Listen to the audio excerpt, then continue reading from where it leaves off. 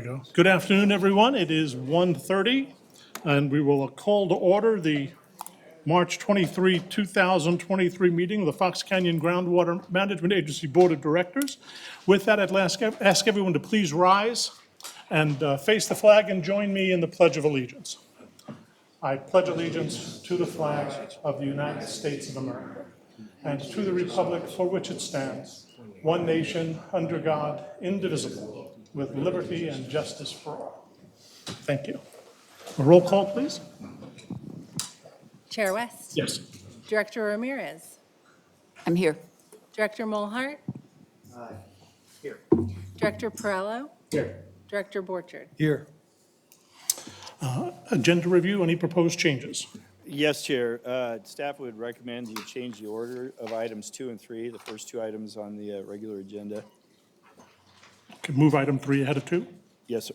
All right. Any objections? All in favor of that, with that change? Aye. Aye? Okay. Moving on then to public comments. This is an opportunity for any member of the public who wishes to address the board on matters not otherwise on today's agenda to do so. Please step forward and be heard.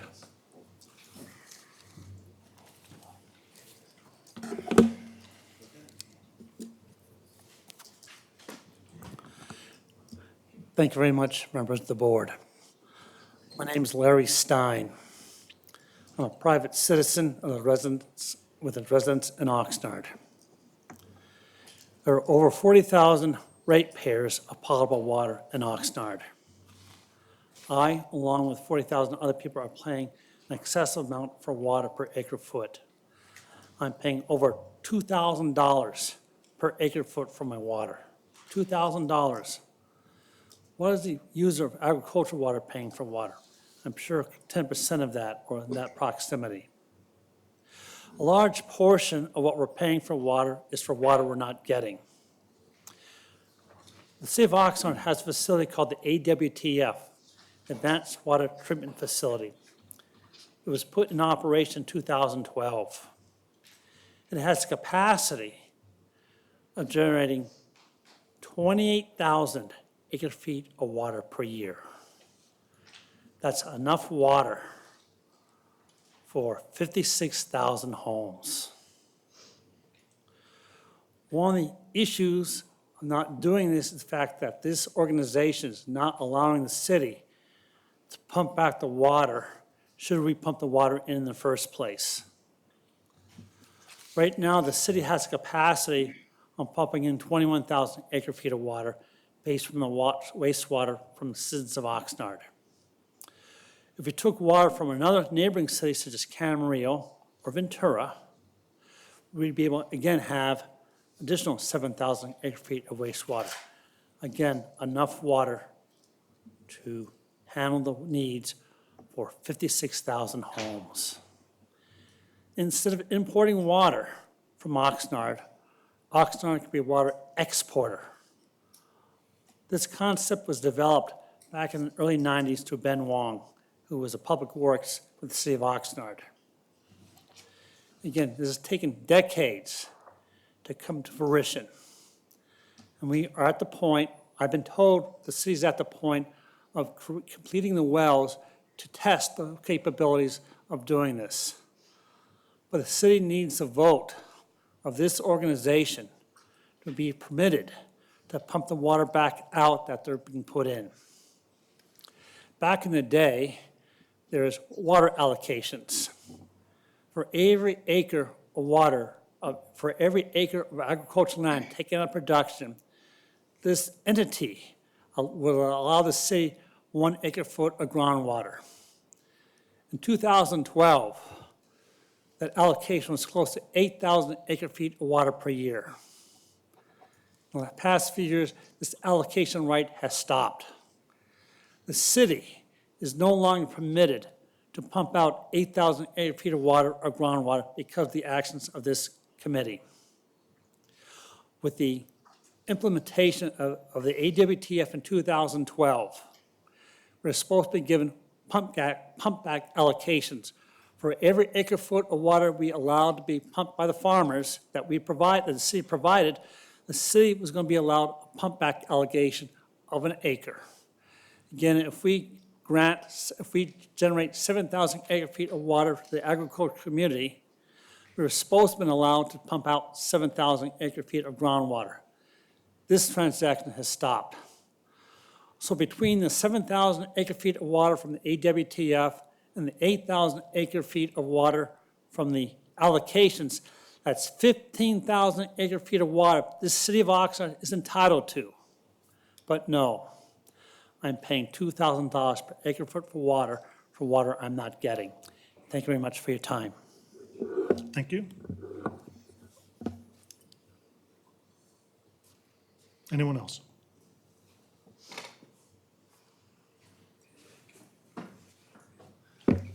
Yes, good afternoon. My name is Peter Nelson. I'm the Senior Director at the Wonderful Company, where Wonderful has 2 properties in the West Las Posas groundwater basin.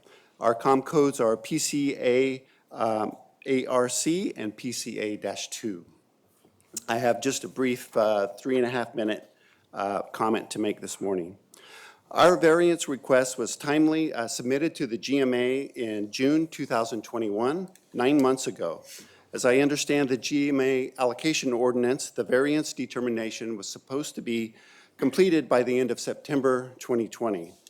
Due to the GMA delay, we would like to request a 1-year approval to our timely variance request for October 21st through September 2022 and revisit any future rulings as the GMA determines. What I do not understand, after periodic communications with the staff, which we agree the GMA has many challenges in front of them, why our variance has not been ruled upon. It is so that we may make sound business decision based on the GMA variance application outcome. We began farming the current lemon and avocado crop with the understanding that our variance would be ruled upon on a timely basis, and we are now 6 months or halfway through the water season with no decision by the GMA. As described in our variance request, the period of record used in the ordinance to establish the new pumping allocations caught these properties in not 1, but 2 redevelopment, the total replanting of trees on both ranches, which reflected careful, responsible, and conserved water use consistent with the newly planted trees. As these trees are now maturing, our groundwater demands exceed our new allowed allocation under the ordinance. You can see increasing water use trends in our recent groundwater reports filed with the GMA. Without the variance, we face a 6 to 7 figure penalty for exceeding the minimum allocation allowed on the 2 ranches. Our 09 to 13 and 17 to 18 historical allocation determinations are less than 50% of the mature demands of less than 2 acre-feet per acre water budget for our permanent crops. All of this is due to the redevelopment projects and judicious use of our precious groundwater, your precious groundwater. The replanting of the ranches was completed before either the new allocation ordinance or the recent water rights adjudication were contemplated. We have the expectation of groundwater use as similarly situated growers in the Las Pasas groundwater basin. Our variance, if granted, would treat us the same as like-situated growers next to us in the basin. Under Section 14 of the ordinance, we have established that there were no special or exceptional and circumstances and exceptional characteristics applicable to our historical use during the record, the period of record. And all of the other Section 14 requirements we believe we have satisfied. We understood the risk of starting the season without ruling on our request. However, as the GMA has not ruled in 9 months and the penalties represent an undue hardship, our management decisions would have been completely different, affected by the timely determination of the variance. A negative ruling would have us consider the removal of our permanent crops. A positive ruling on the variance treats us like our surrounding neighbors. Again, due to the GMA delay, we would like to request a one-year approval to our timely variance request submitted in June of 2021 for the period of October 2021 to September 2022, and revisit any future rulings as the GMA determines. I'd like to appreciate your efforts to create a sustainable basin and look forward to potentially direction to staff to expediting our request. Thank you. Thank you. Chair, can we request that he leave a copy of his statement? You can if you'd like. Can you leave a copy of your statement with the clerk, please? Yes, I'll shoot a email over to the chair as soon as I can. Thank you. Thank you. Any other public comments? Seeing none, we'll move on to board member comments. Let me jump in first and welcome everyone back to the boardroom after 2 years. It's nice to finally see some faces that are bigger than a thumbprint on a computer screen. Again, welcome back. It's been far too long. Kind of missed the one-on-one engagement we enjoy here. Next, let me also welcome to the board, we'll discuss this further later, but a returning member and a new member representing the 5 cities in the area, Director Bert Perillo, and a familiar face, I won't call him an old face, but a familiar face, now representing United is Director Lynn Mulhart. Welcome. Nice to see you both. Those are my comments. Any other board member comments? Carmen? Thank you. Yes, it's great to be back. Hope we can hang in there and not have to go back to the awful past 2 years. But I do also want to welcome my former city council colleague, Bert Perillo, and Mr. Mulhart, who I've known for a long time, and his family. But I do want to just always, every time you'll hear me talk about the drought and what we all need to do, not just our farmers, but all of us, be conscious of water use. It's reported we're in the worst drought in 1,200 years.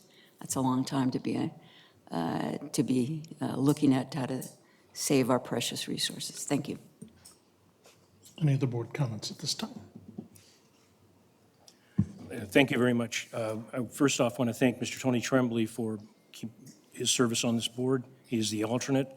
As was mentioned, I represent the 5 cities, Ventura, Oxnard, Port Hueneme, Moore Park, and Oxnard. I intend to do an honorable job for this board, representing those cities. I want to thank the staff, Mr. Loeb, and other staff for reaching out and trying to bring me up to speed, because I had requested to be brought up to full speed before I take the seat. There was a presentation made by Dudek to be filmed and put on the city's site, on the agency's site for the general public to see, with respect to the Oxnard, Pleasant Valley, and then the Los Posas areas. I'm still, I've been told a little bit of technical difficulties to get it up to speed, but I appreciate the effort, and I am looking to have that site put up to speed. Just as a slight comment, I was informed, I believe that the closed session is off today's agenda, but we'll deal with that in a moment. Thank you very much. Am I on? I don't know how to work this. Just push it hard. In the middle? There you go. There you go. So this is the boardroom. I've never seen it before in my experience, so it's a pleasure to be here again. Again, thank you. All right, moving on, then we'll move to the consent agenda. Unless someone has a question or wishes to make a change, the chair will entertain a motion to approve the consent agenda. There's a motion, is there a second? Motion is second, all in favor? Aye. Opposed? All right, we'll move on then to item number 3 on the agenda, the board appointment and committee assignments. Let me find it here.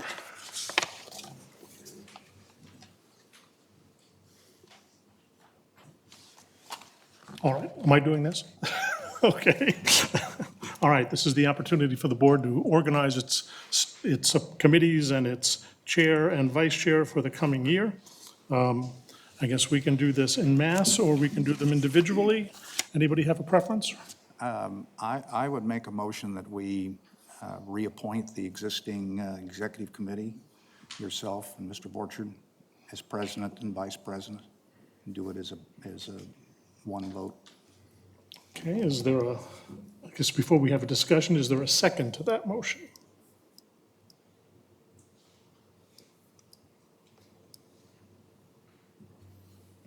I guess I'll second it.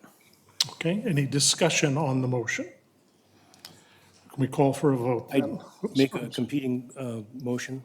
I'd appoint Mr. West, and no disrespect to Mr. Borchard, I'd appoint Ms. Ramirez as the coach, as the vice chair. I don't know if we have a second for that. Okay, then the question, so there's an alternate motion. Is there a second on the alternate motion? Well, I think I have to second myself. Let's just see how it goes. I'll second myself. So let me take the All respect motions, to Mr. Borchard. let me take the motions in the order that they were made and seconded. So we'll call for a roll call on the motion made by Director Mulhart. Chair West. Yes. Director Ramirez. I'm going to vote yes on Chair West and later for myself as vice chair. Director Mulhart. Point of order.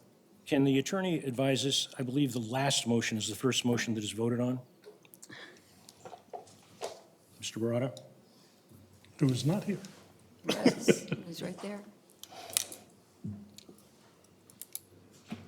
Oh, there he is. Oh. Jason's here.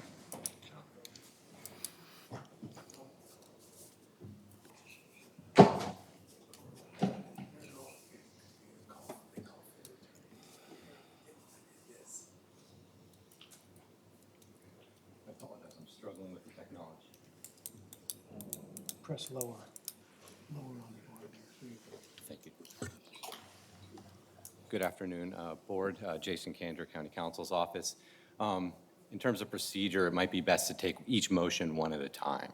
That might make sense so that you can have a vote on each one, knowing in the back of your mind that there is a proceeding motion following the first one. My question, sir, was which motion is voted on first, the last motion or the first motion? I think that the chair can set whichever motion needs to go first, the order of the motion. Thank you. You're welcome. Continue, please. Director Mulhart. Okay. We're voting on your motion. Okay, yes. Director Perello. No. Director Borchard. Excuse me? Me? Yes. That motion carries.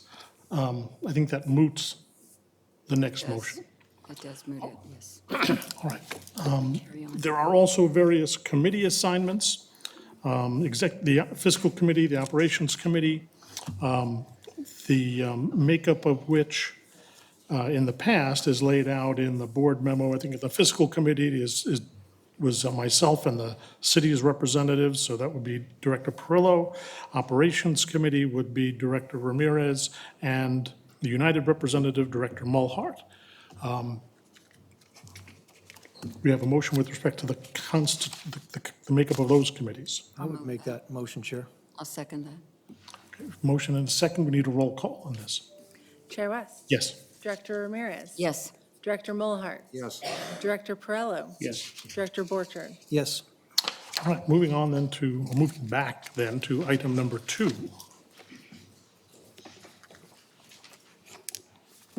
Chair West, board members, Arnie Anselm, staff to the GMA. This item is to select 2 board members for an ad hoc committee to consider nominees to select a recipient of the 2022 John K. Flynn Groundwater Stewardship Award.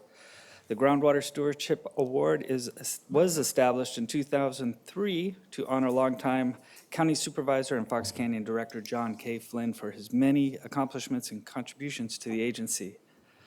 Sadly, just last month, we received news of Director Flynn's passing. The annual award is meant to recognize an individual or entity that contributed the most to protecting groundwater, enhancing water quality, or assisting the agency in its efforts to manage water resources. Past award recipients include leaders in the community, organizations such as water districts, agency board members, and even agency staff. The full list of past recipients can be seen in your board agenda packet. The award is made according to certain guidelines. As I mentioned, the award is to honor an individual or organization during the past year or over the past many years that demonstrates the greatest contribution to the preservation and improvement of water quality and/or quantity of groundwater in the Fox Canyon Groundwater Management Agency. An individual person may receive the award only once. An agency or organizations are eligible to receive the award multiple times. And the nomination process includes the agency executive officer compiling a list of nominees solicited from the general membership of the Fox Canyon Groundwater Management Agency or well operators and owners. That list of nominees is submitted to a selection committee for ranking. The selection of the two members for that selection committee is today's agenda item. And then the selection committee finally is not limited to that list of nominations when reviewing and making a selection. This year, the agency will post a request for nominations on its website. So agency staff recommends your board select 2 members for an ad hoc selection committee to consider nominees and select an award recipient for the John K. Flynn Groundwater Stewardship Award for 2022. Thank you, Arnie. It's been 7 or 8 years since I've done it, so I'll volunteer. I think it's probably my turn again. I need a second volunteer for the committee. I'd like to volunteer as well. Okay? Thank you, We're set. Thank you. if we're okay with that. All right, moving on then to item number 4. And since I don't have a big print edition of the agenda, it is, let's see, all right, approval of the, by DWR of the groundwater sustainability plans. Good afternoon, Chair West, members of the board. For the record, Kim Loeb, Fox Canyon staff. Next slide, please.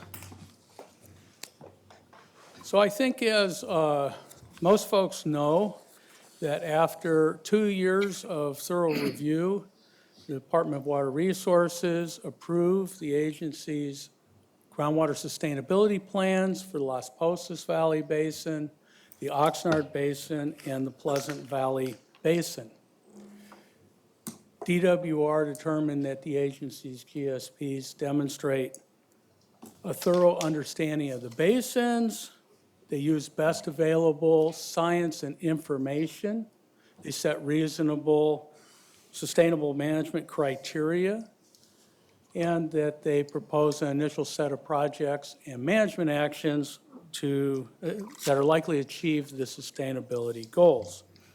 It should be pointed out that of the 46 GSPs that were submitted to the state, DWR approved 8 and did not approve the others, and 3 of those 8 were this agency's. I think that staff would like to recognize your board and past boards' leadership in leading us through this process, as well as the stakeholders within the agency. We had a lot of involvement by stakeholders, the technical advisory group as well, and the team at DUDEC who wrote the GSPs, who did such a good job that we have 3 of the 8 approved GSPs. Next slide, please. So the staff report includes some excerpts from DWR's approval, but I wanted to point out a few. DWR noted that the GSPs used the best available science and information, and that those were relied on to develop the hydrogeological conceptual models, the groundwater conditions and water budgets. For the Las Posas Valley GSP, DWR found that the approach of separate water budgets in the east and west Las Posas management areas was scientifically reasonable. DWR recognized the agency's robust engagement efforts with other agencies and interested parties throughout the GSP process, and the commitment to do so through the implementation. And also recognized this agency's regional management approach of managing multiple basins under this jurisdiction with mutually beneficial sustainability goals. Next slide, please. So DWR includes some recommendations, what they call recommended corrective actions, a handful for each GSP to be addressed for the 5-year update that will be due in January of 2020. None of these were a surprise. Many of them were data gaps that were in fact identified in the GSPs. The proposed monitoring wells that we talked about were in the list of projects in January for Oxnard and Pleasant Valley, and on an agenda item following this, included in that for Las Posas Valley, will go a long way to addressing a lot of those DWR concerns and data gaps. The wells in the OPV basins will be partially funded through the Sustainable Groundwater Management Grant, which we'll talk a little bit more about in a bit. DWR did ask that we include periodic subsidence monitoring in the GSPs. They did have some questions or wanted more explanation about minimum thresholds and measurable objectives. In leading up to the 5-year update, we anticipate having a lot more feasible projects and those that have identified funding mechanisms to include in updated numerical groundwater modeling, which will result in revised, or may result in revised sustainable yield numbers, as well as MTs and MOs that will help to address those questions too. And staff is working with DUDEC to address some other questions, principally about providing more information about the use of groundwater levels as a proxy for water quality issues, which is allowed under SGMA. Next slide, please.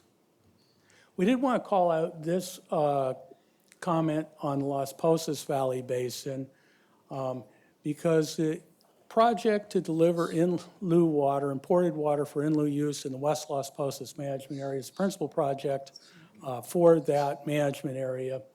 And DWR requests that we develop a contingency of additional projects and/or management actions should that imported water not be available for use in lieu. So staff will work with stakeholders in your board to identify what additional projects and/or management actions should be included as a contingency item. Next slide, please. Transitioning to implementation, at the December 10th special meeting, staff presented to your board Gsp Implementation Timelines. And these timelines include both short and long-term implementation projects, the management actions, the actions to address data gaps and increase knowledge of the basins, the required reporting and administrative actions, and ongoing management actions and programs that are in place to help us do our strategic planning moving forward to achieving sustainable management of the basins by 2040, which is required by SGMA. And these are living documents. They'll be regularly updated and brought to your board as we are doing today. Next slide, please. Since that update, last on December 10th, there has been a lot of work that has been conducted towards implementation.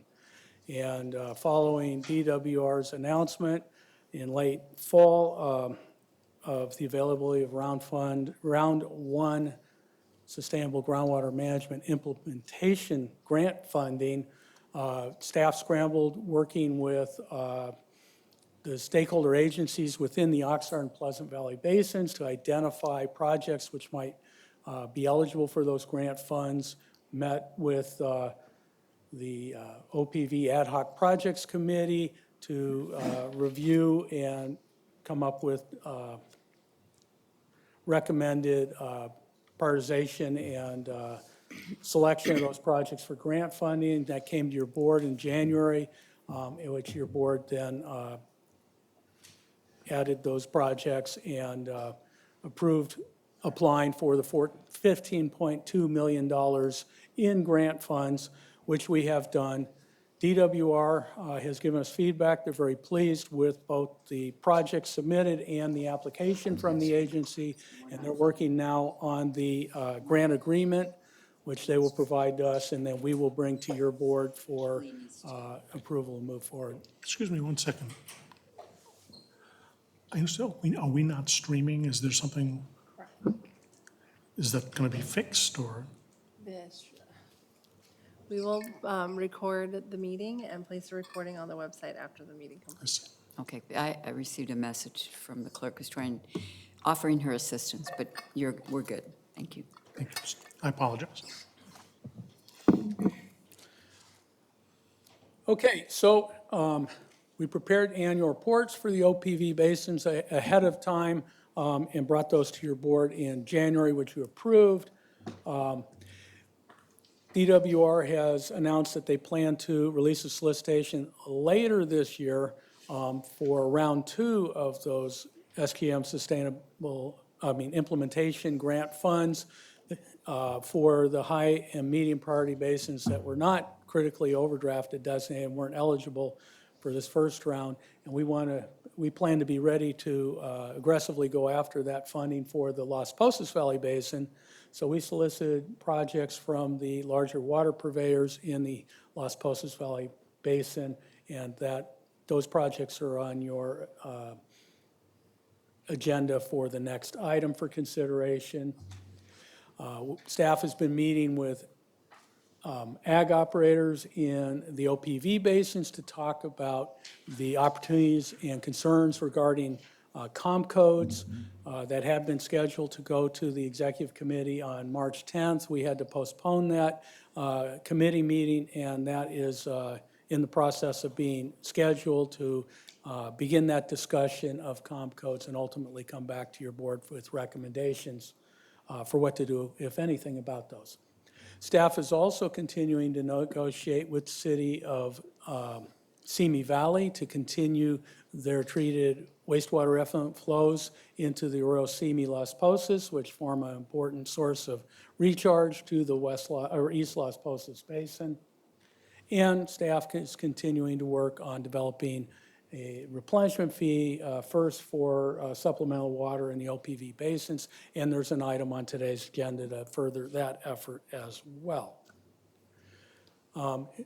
Just to point out to your board and everybody that projects added to the GSP list for the purpose of grant eligibility through the annual reports, that it's not a commitment by the board or the agency to necessarily commit to funding those, but rather to evaluate those projects and make them eligible for grant funding.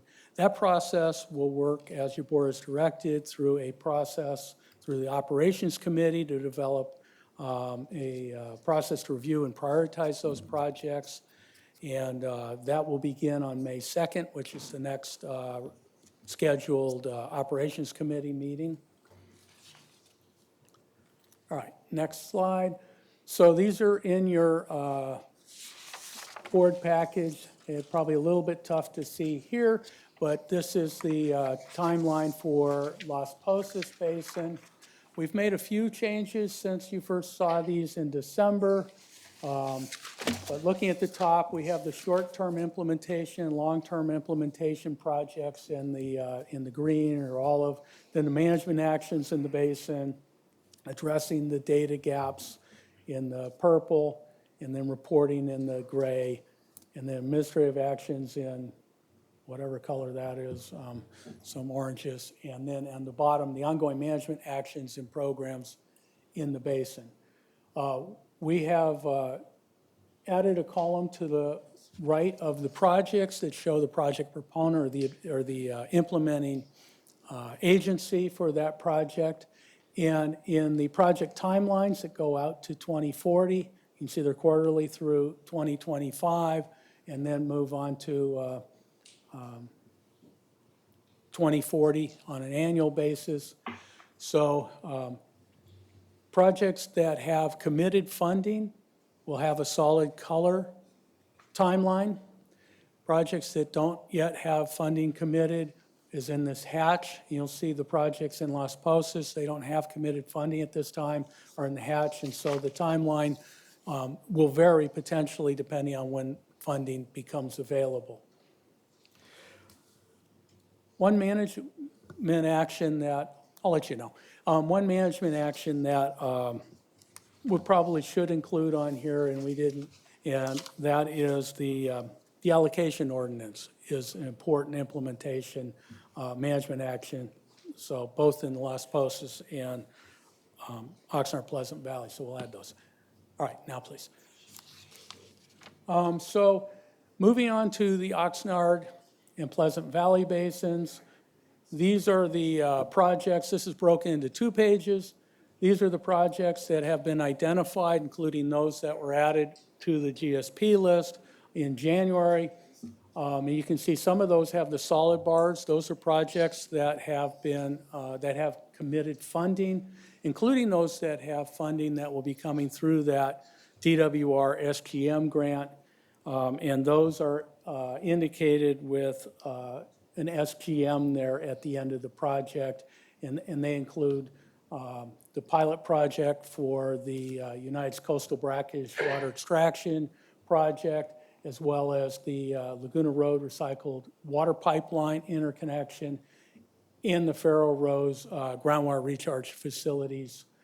And then Pleasant Valley's private reservoir program in Pleasant Valley, as well as their recycled water connection pipeline in the city of Camarillo's feasibility study regarding stormwater diversion to the water reclamation plant for use as recycled water.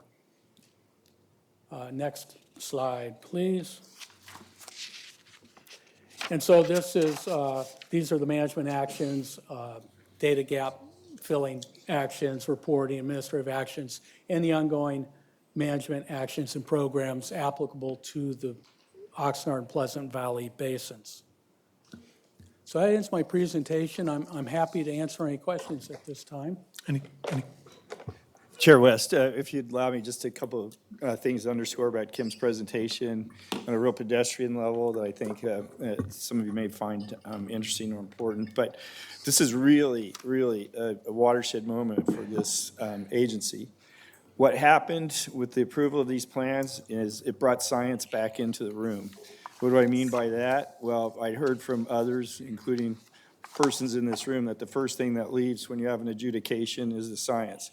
And we got attacked by different scientists at different points on our plan, and it confused the courts, and it caused a lot of frustration and consternation, who was listening to who. Science is back in the room, and this is it.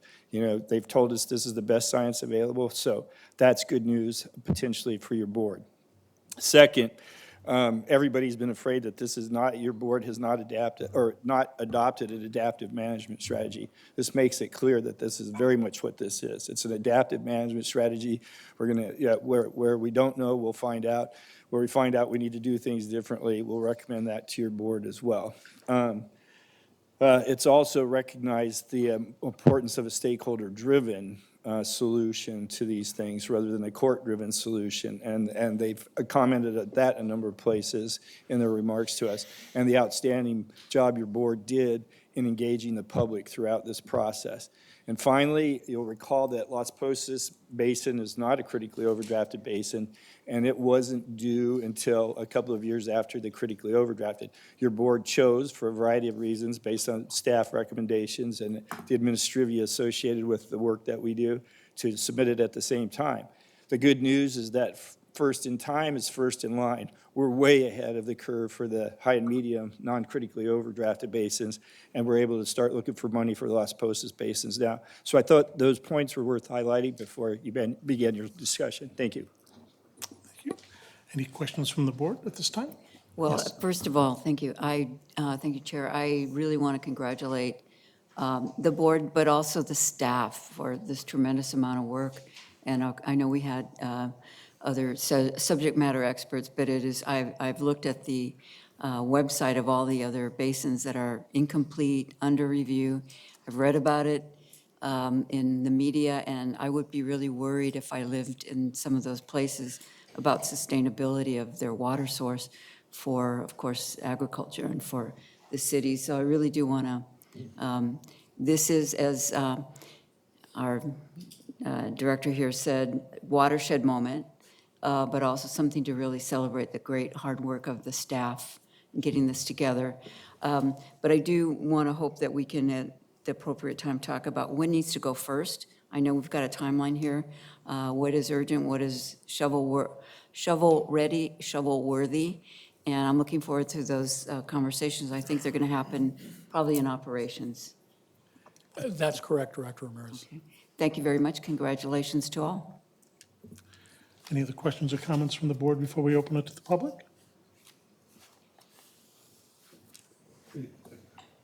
Question, Mr. Loeb. Thank you for the presentation. On the staff report on item 4, page 4 of page 8, there's a recommended corrective action number 2 for the Oxnard subbasin. I'd like to read it. Bear with me. Recommended correction action number 2. Under the dry climatic condition scenario, the groundwater level will only reach minimum thresholds by 2040, which will limit seawater intrusion but not necessarily avoid the condition.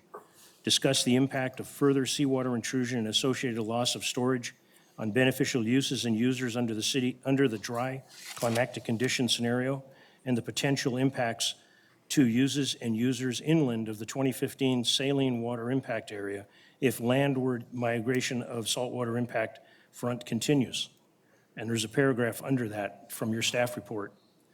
As has been discussed with your board, significant new projects are being developed for the Oxnard Subbasin and Pleasant Valley Basin. Updated numerical groundwater flow modeling will need to be conducted for the OPV Basin for the next 5 years, GSP update, including additional feasible projects which have variable funding mechanisms. The updated modeling likely will result in revised minimum thresholds and measurable objectives for the basin. The reason I read that, I have 2 questions. Do you have adequate staff to go after grants? That's question 1. We have staff, and we also rely on consultants. And Dudek is our primary GSP consultant to help us respond quickly to the OPV grant opportunity. We also brought in Kenny Jenks for that opportunity, so we do have the ability to flex and bring in consultants as we need them. Okay, because my personal opinion, the return of investments on a good grant writer is immeasurable. They bring back buckets compared to what the drop in the bucket we put in. The second is, over a period of time with this very strongly worded statement, can we give the board and the public an amount over the time of this groundwater agency that we've been able to save the saltwater intrusion for the amount of money that's put into this project over the years? Do we have and I've talked to you about this in the past, is there a number that we can come up with, or could there be a report given back? So, Director Perrell, I'm not sure I'm completely clear on what you're looking for. There's been a lot of projects, both by this agency and United and others, to address the seawater intrusion. Clearly not enough, and that's why there are, you saw the list of projects here, a large list. Several of those are directly to address the seawater intrusion issue. And the reason I ask that, and it's a strong question, is because it says, again, in your staff report, written by you, groundwater levels will only reach minimum thresholds by 2040, minimum thresholds, which will limit saltwater intrusion but not necessarily avoid the condition. Is there some direction or some change that you would recommend that this body takes so that we can prove to people that we have spent X amount of money over X amount of years and returned with these results? Facts and evidence matter. Let me try this one, Kim. So the answer to that question is not yet. Your board adopted those minimum thresholds. That's where they're set for the moment. If your board decides to raise the minimum thresholds, which is, I think, what you're talking about, we'll have to figure out the projects to do that.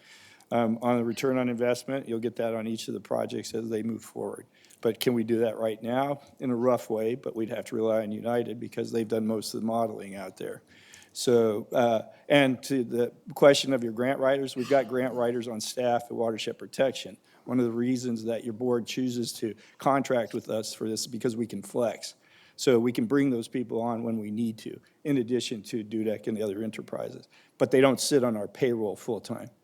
Hope that answered your question. Not really, but let me explain it a little clearer. With respect to what's going on statewide with the drought, there are going to be very aggressive competitions between the funds that are available to assist with grants. If we cannot prove over the decades that this has been an agency, we've had X amount of results, we might not fare as good as we had hoped. That's why I asked that question. Thank you. Thank you, Mr. Owen. Any other questions from the board before we open it to the public? All right, at this time, any members of the public have any questions or comments with respect to this presentation? If so, please step forward.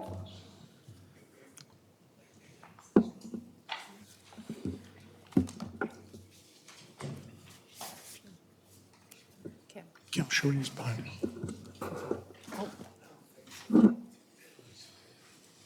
Thank you, Chair West and members of the board. It's nice to see you in person. I just wanted to commend your staff, just as, and your board. This is a tremendous accomplishment, and I think it's huge, and we very much appreciate it. Thank you. Thank you.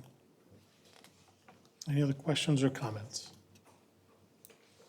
All right, there's no action necessary on this item. We'll move ahead then to item number 5 on the agenda, the addition of projects to the GSP for the Las Posas Valley Basin. Mr. Chair, do we need a motion to receive and file?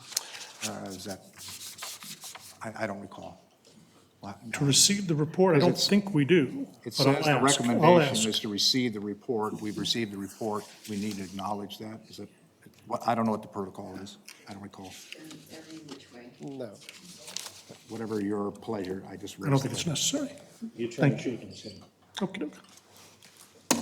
All right, Kim, take a drink and take us through item number 5. All right.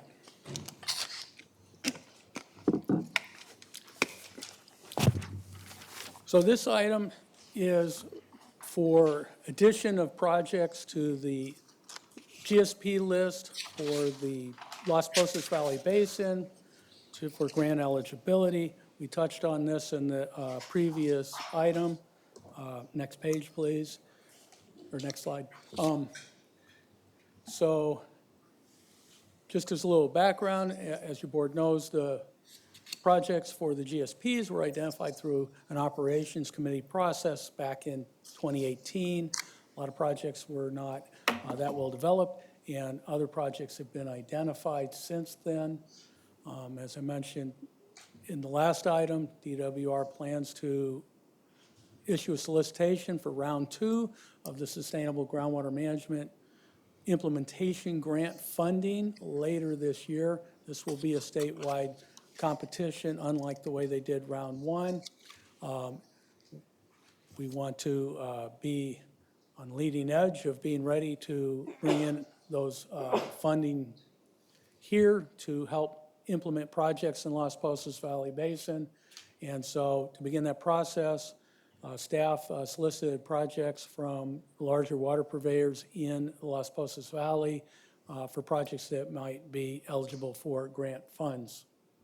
Next slide, please.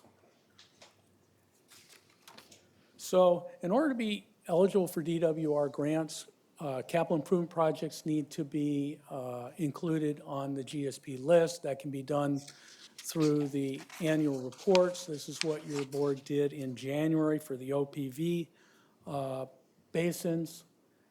And the 2022 annual report for the Las Posas Valley Basin is the next agenda item. It will include these projects, should your board approve moving forward, to be appended to that and then be submitted to DWR.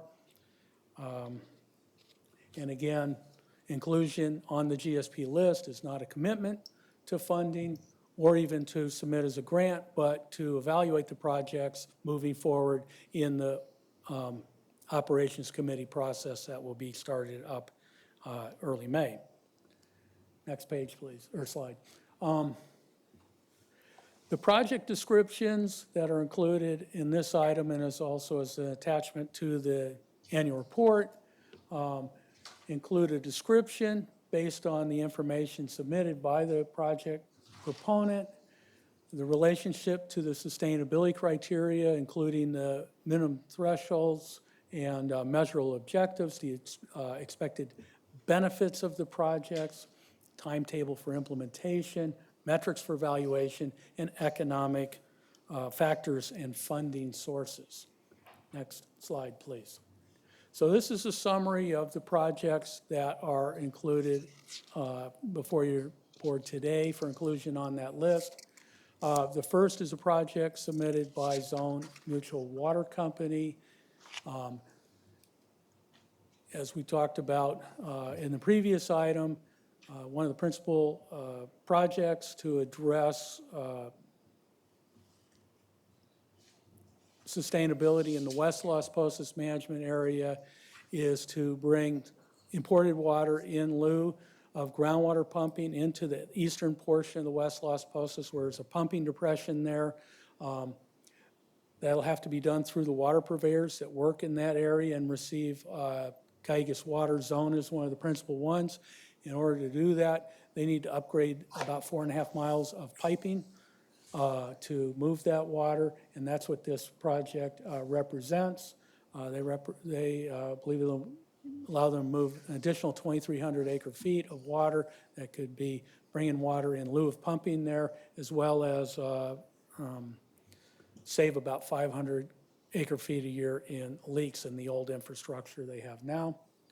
The next two projects were put forward by Ventura County Waterworks District Number 1. The first is a Moore Park groundwater desalter. There's been discussions of a groundwater desalter for a long time.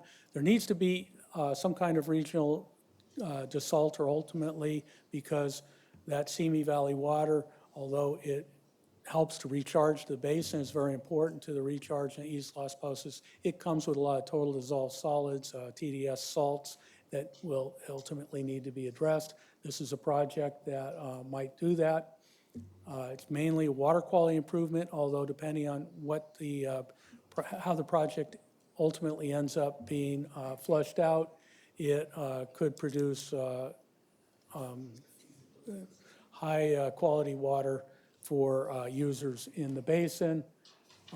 The other project that they put forward is to divert high flow storm flows in the arroyo to their plant there, and then spread that water in their percolation ponds to recharge the basin.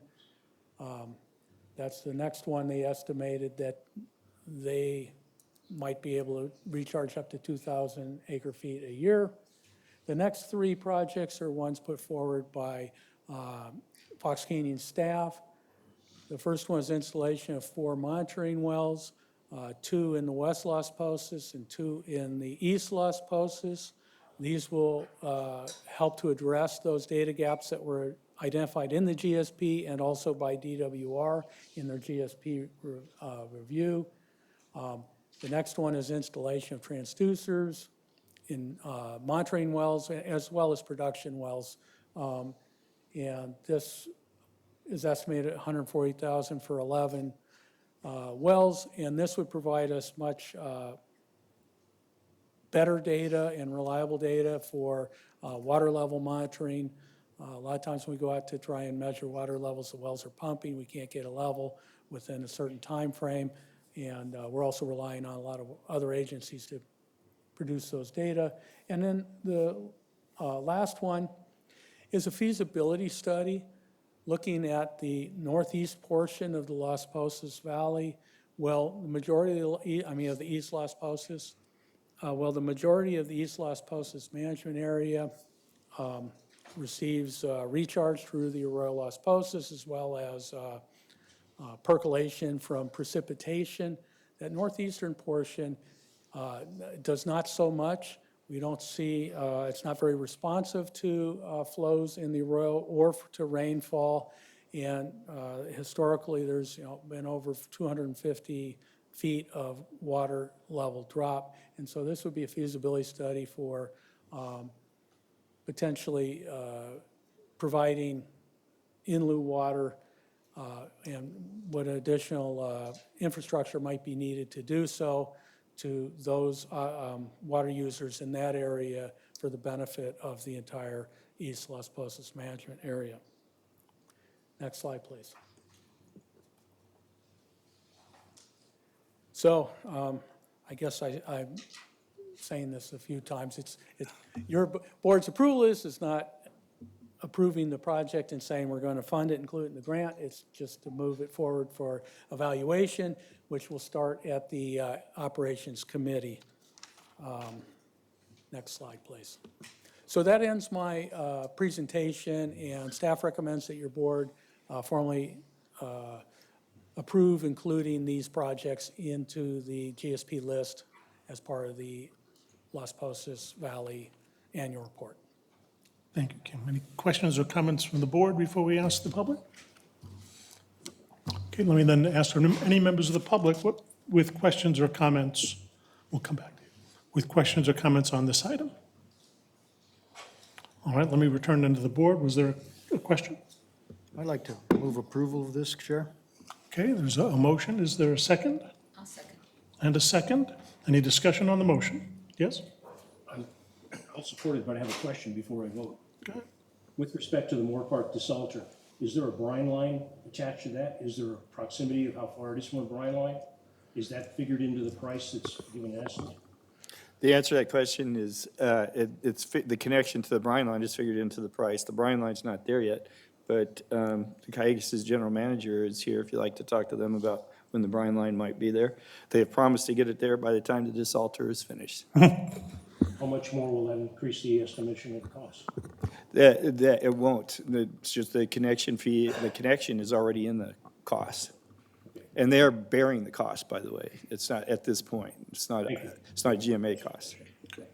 All right, there's a motion and a second. We need a roll call. Chair West. Yes. Director Ramirez. Yes. Director Mulhern. Yes. Director Perello. Yes. Director Borchard. Yes. I think you're moving on to item number 6, the GSP annual report for the Las Posas Basin. So, as your board's aware, we're required to prepare annual reports every year to show the progress, the condition of the basin, the progress moving forward to sustainable implementation for each of the GSPs. Those reports are due by April 1st of each year. Your board adopted the OPV, Oxnard and Pleasant Valley annual reports in January to support our grant application. The Las Posas Valley Basin annual report has now been prepared and is ready for your board to approve it, and we'll submit it to DWR.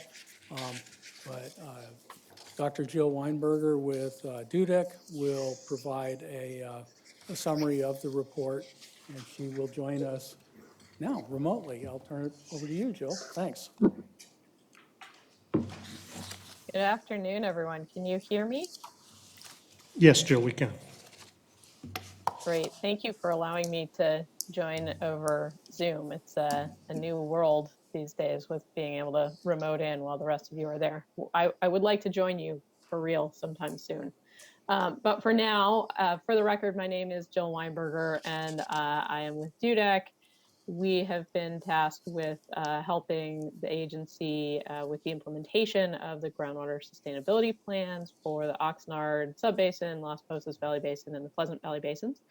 And today I'm here to just provide an update on the annual report that is due April 1st to DWR for the Las Posas Valley Basin. As a quick reminder, the Oxnard and Pleasant Valley Basin annual reports were prepared earlier this year in order to ensure that we got some projects in there that were eligible for grant funding.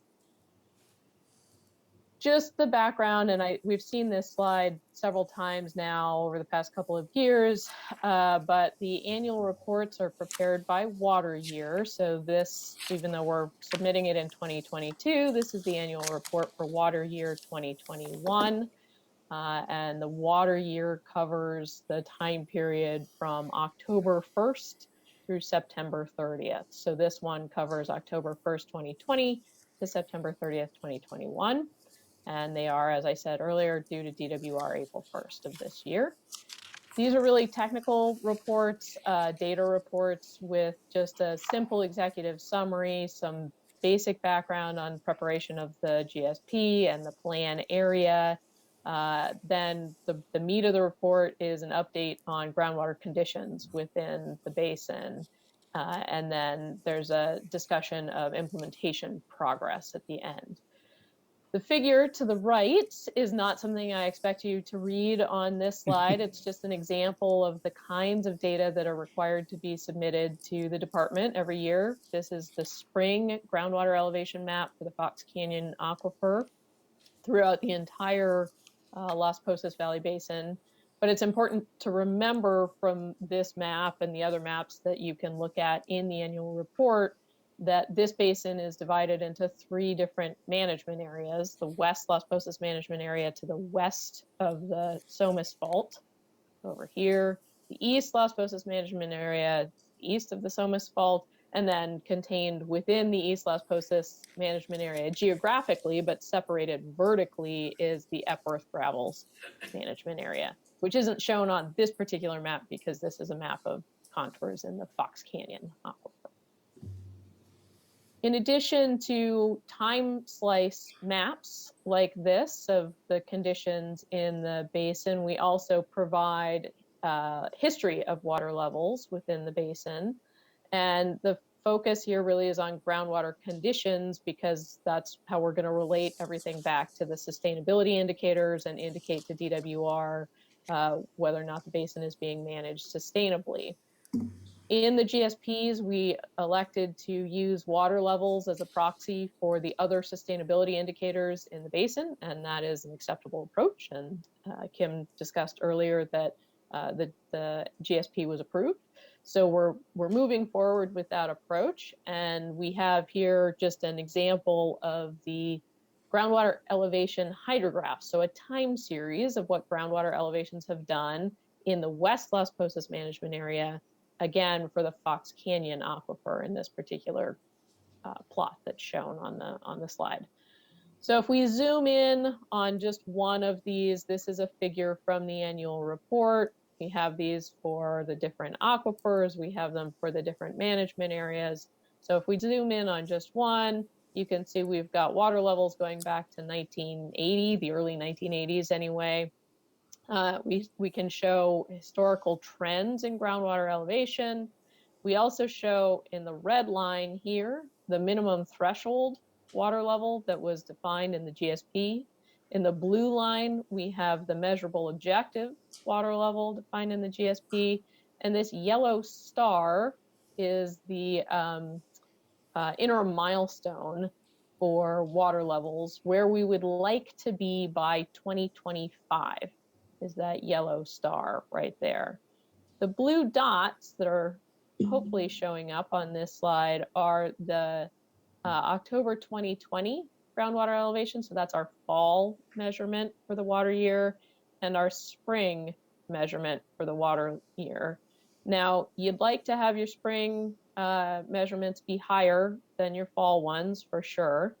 But I will, and I should have said this at the opening, I will give some explanation for this by reminding people that the precipitation in the water year was at a historic low for this basin. At the stations we have used to measure long-term precipitation in the Las Posas Valley Basin, over the water year 2021, they received 3.5 inches of rain for the water years. That is the lowest on record.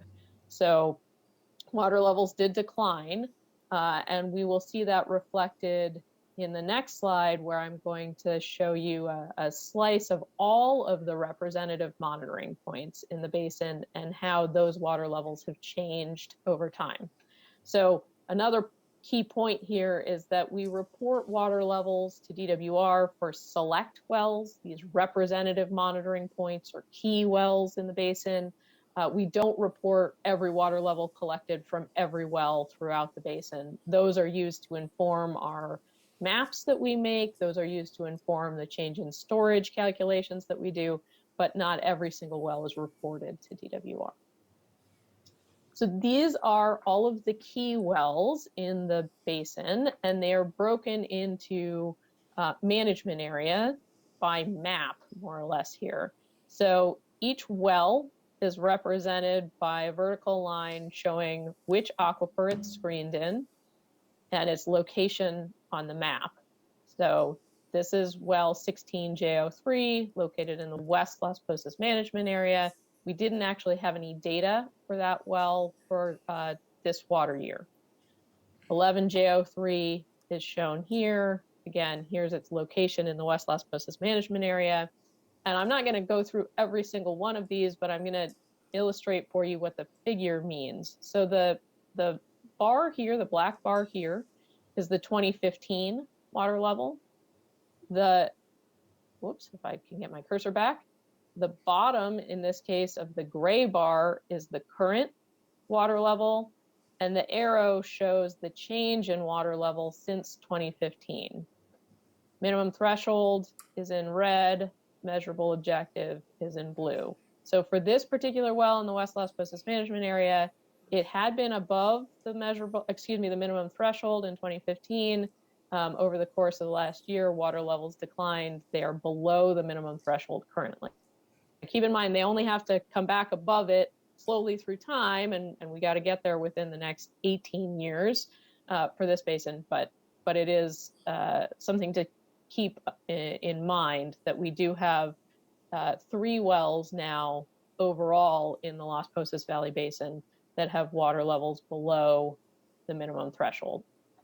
And you can see otherwise, this is for the fall of 2020. Otherwise, there are definitely some wells that have had declines in groundwater elevation. Some have come up. So it's a mixed bag overall, but we really want to make sure that we're paying attention to anything that's below the minimum threshold and work on getting those back up above the minimum threshold. Overall, we take the information on groundwater levels and we convert that into, and groundwater production, and we convert that into a change in storage, and that's the map shown on this slide. Groundwater extractions in the Las Posas Valley Basin are divided into the 3 management areas. So in 2021, about 650 acre feet were extracted from the Epworth Gravels management area.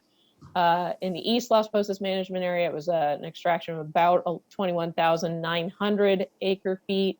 And in the West Las Posas management area, about 16,000 acre feet total. Over the 2021 water year, there was an estimated decrease in the groundwater and storage in the Las Posas Valley Basin of approximately 11,300 acre feet. That decrease in storage is roughly evenly split, actually, between the West Las Posas management area and the East Las Posas management area. And then cumulatively, since 2016, there has been a decrease in storage in the Las Posas Valley Basin of about 15,300 acre feet.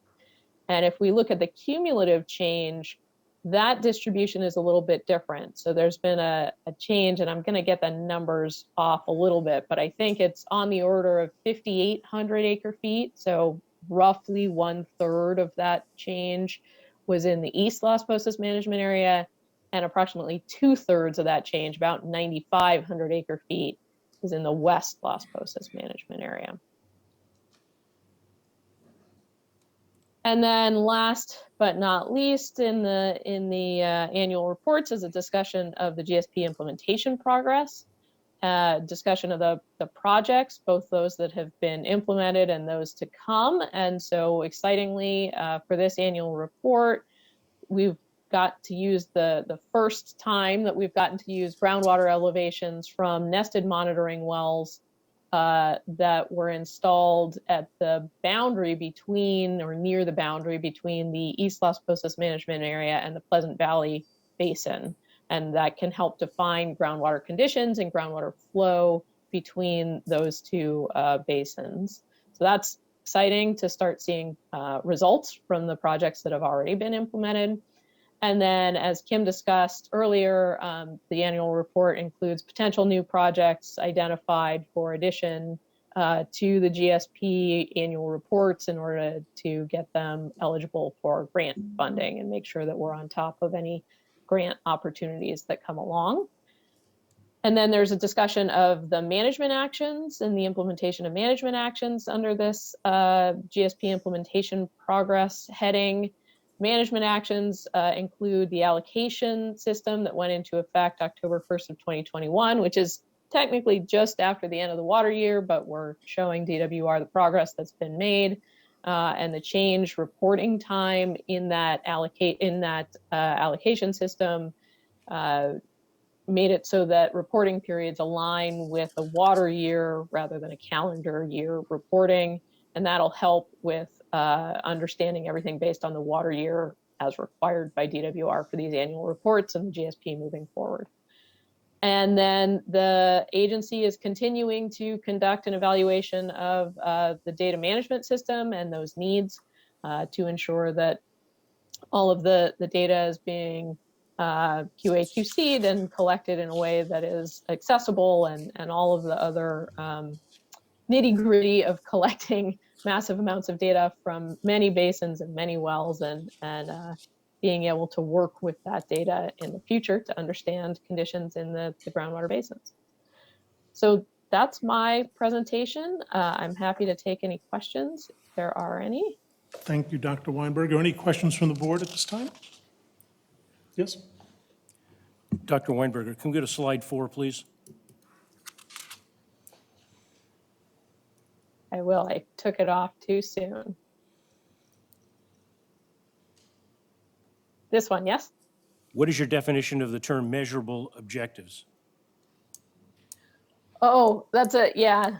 That's a very good question, and I actually should have been prepared for that. That's a term that is defined in the groundwater sustainability plan itself.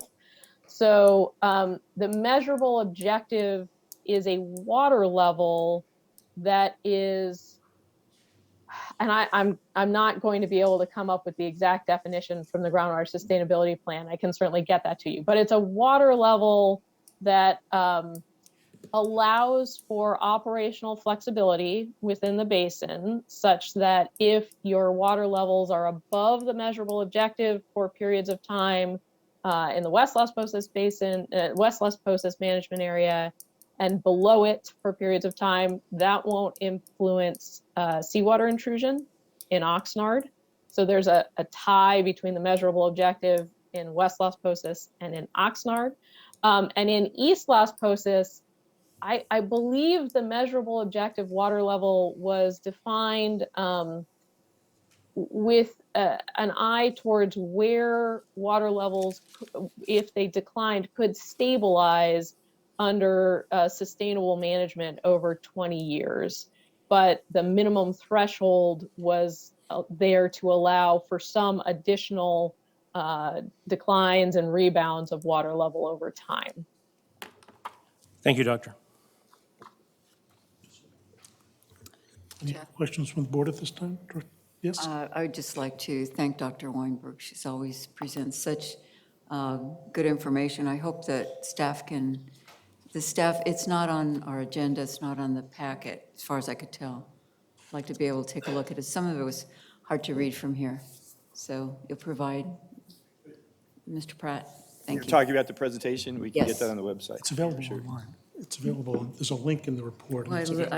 I clicked it, it didn't seem to Didn't come get up. Yeah, so, thank you. Thank you, Doctor. All right. Any questions or comments you. from the public with respect to the proposed annual report?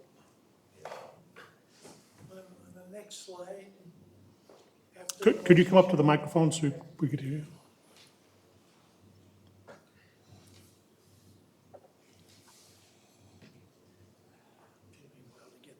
No, don't rush, don't rush. On the next slide, that after this one, it said that the very top there, it says the down below, the groundwater extractions are based on a combination of reported and estimated. I just want to know what the estimated it would be. Seems like there shouldn't be any Yeah. estimated, particularly in Epworth. I can't speak to which portions of these were estimated. What it does have to do with is the switch from the calendar year reporting to the water year reporting. And I think Kim may know better than I exactly which portions were estimated.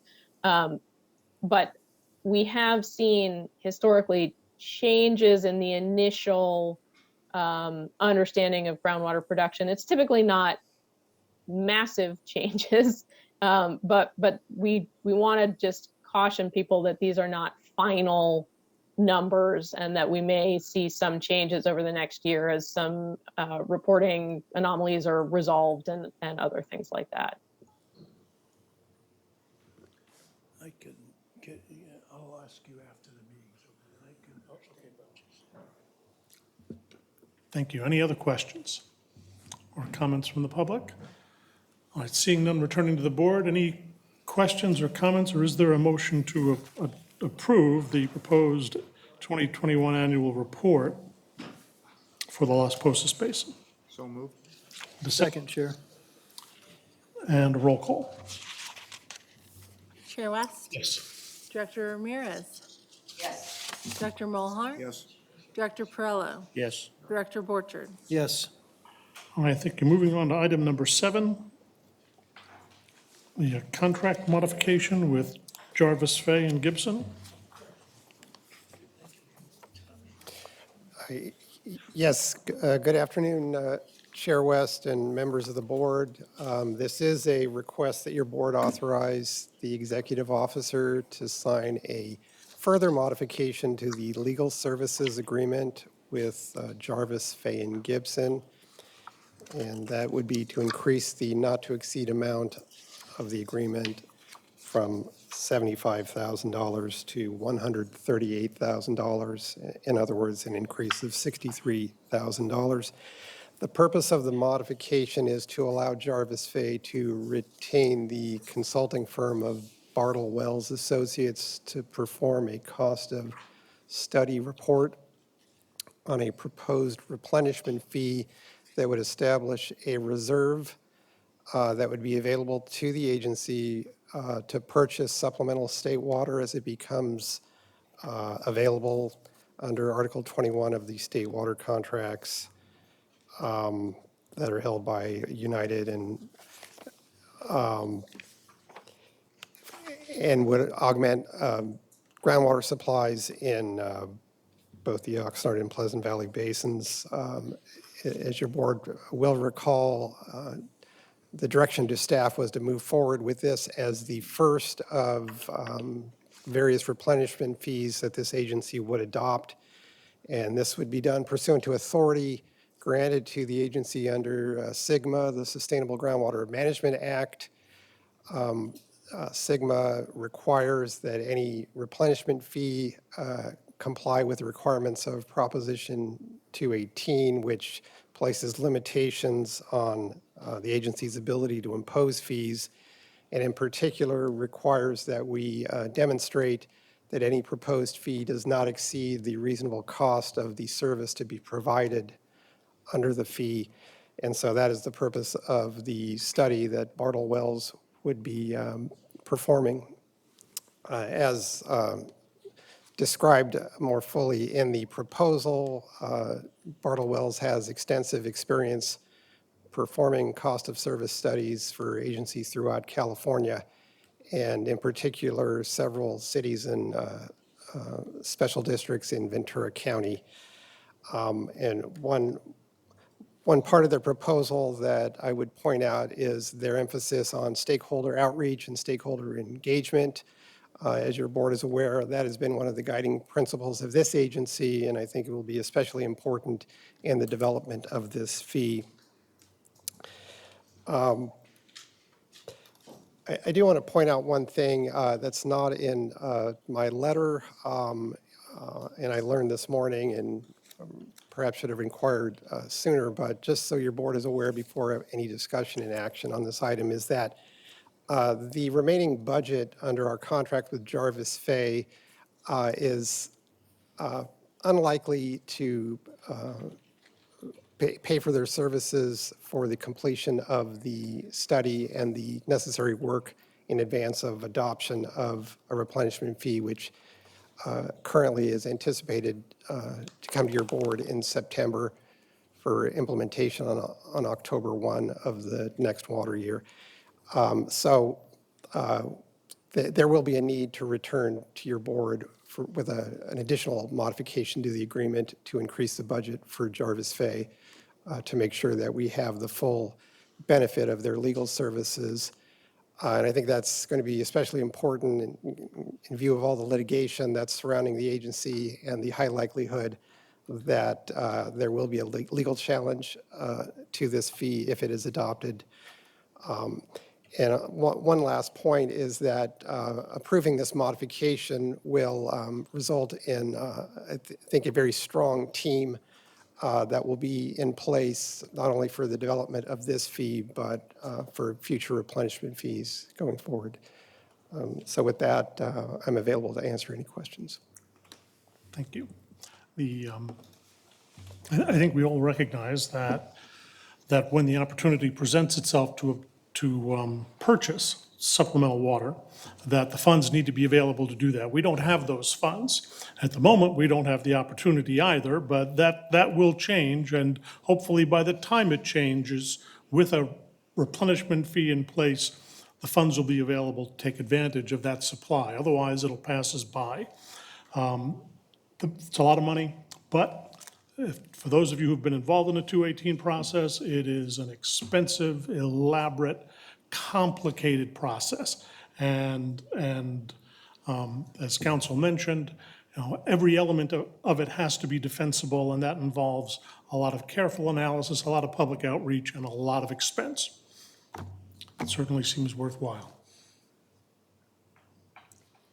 Well, I'd move the recommended action. I've been involved in several of those. And Before we do that, let me invite any questions or comments from the public. Hearing none, then we have a motion. Is there a second? Oh, I'm sorry. Sorry. Throw your hat in the air. I'll be able to see that. That's. Actually, I thought that this was the end, so the question didn't relate to what my question was going to be, is there any reason that we couldn't have that report that was up there on the screen included in the package we get in the mail? I mean, to me, that was the best part of the whole meeting, and it wasn't, we don't see it till we get here. We'll make sure it's If posted. it's not possible, it can't. We'll make sure it's posted on the website, but Okay. again, I would support the gentleman's request for sure. there's a motion to approve the executive officer to authorize, to execute the contract modification. Is there a second? There's a motion and a second. I'll second. I think Director Perillo beat you to it, but that's fine. We need a roll call. Chair West? Yes. Director Ramirez? Yes. Director Mulhart? Yes. Director Perillo? Yes. Director Borchard? Yes. All right, thank you. Moving on then to the last item on the agenda, item number 8, a variance request. Chair, I need to make a statement. Go right ahead. I have to recuse myself from this item as one of the parties. I've worked with the individual, and I need to recuse myself and take myself off the dais. Thank you. Good afternoon, Chair West and directors. For the record, my name is Kathleen Rydell. I'm here to present item 8. Consider granting variance for unreported extractions from State Well Number 01 North, 22 West, 13D01, while well was not registered, and consider modification of civil penalties assessed in accordance with Resolution Number 2020-03, Com Code R Dodge. Next slide. I'd like to start my presentation with an overview just to give you a roadmap of where we're heading. So first, I'd like to go through the relevant policies and procedures that are applicable for this variance consideration. Starting out with the ordinance to establish an allocation system for the Oxnard and Pleasant Valley groundwater basins, followed by resolution number 2020-03, and followed by resolution number 1998-02, and lastly, the ordinance code.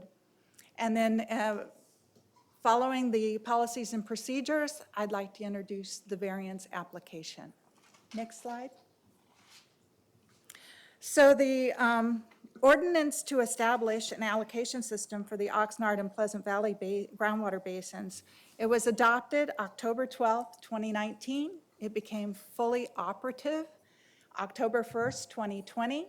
The initial allocation is assigned to wells based on reported annual average extractions during the base period, and that's 2005 to 2014. It can be found in Article 6 of the ordinance. And then variances may be granted, and that can be found in Article 11 of the ordinance.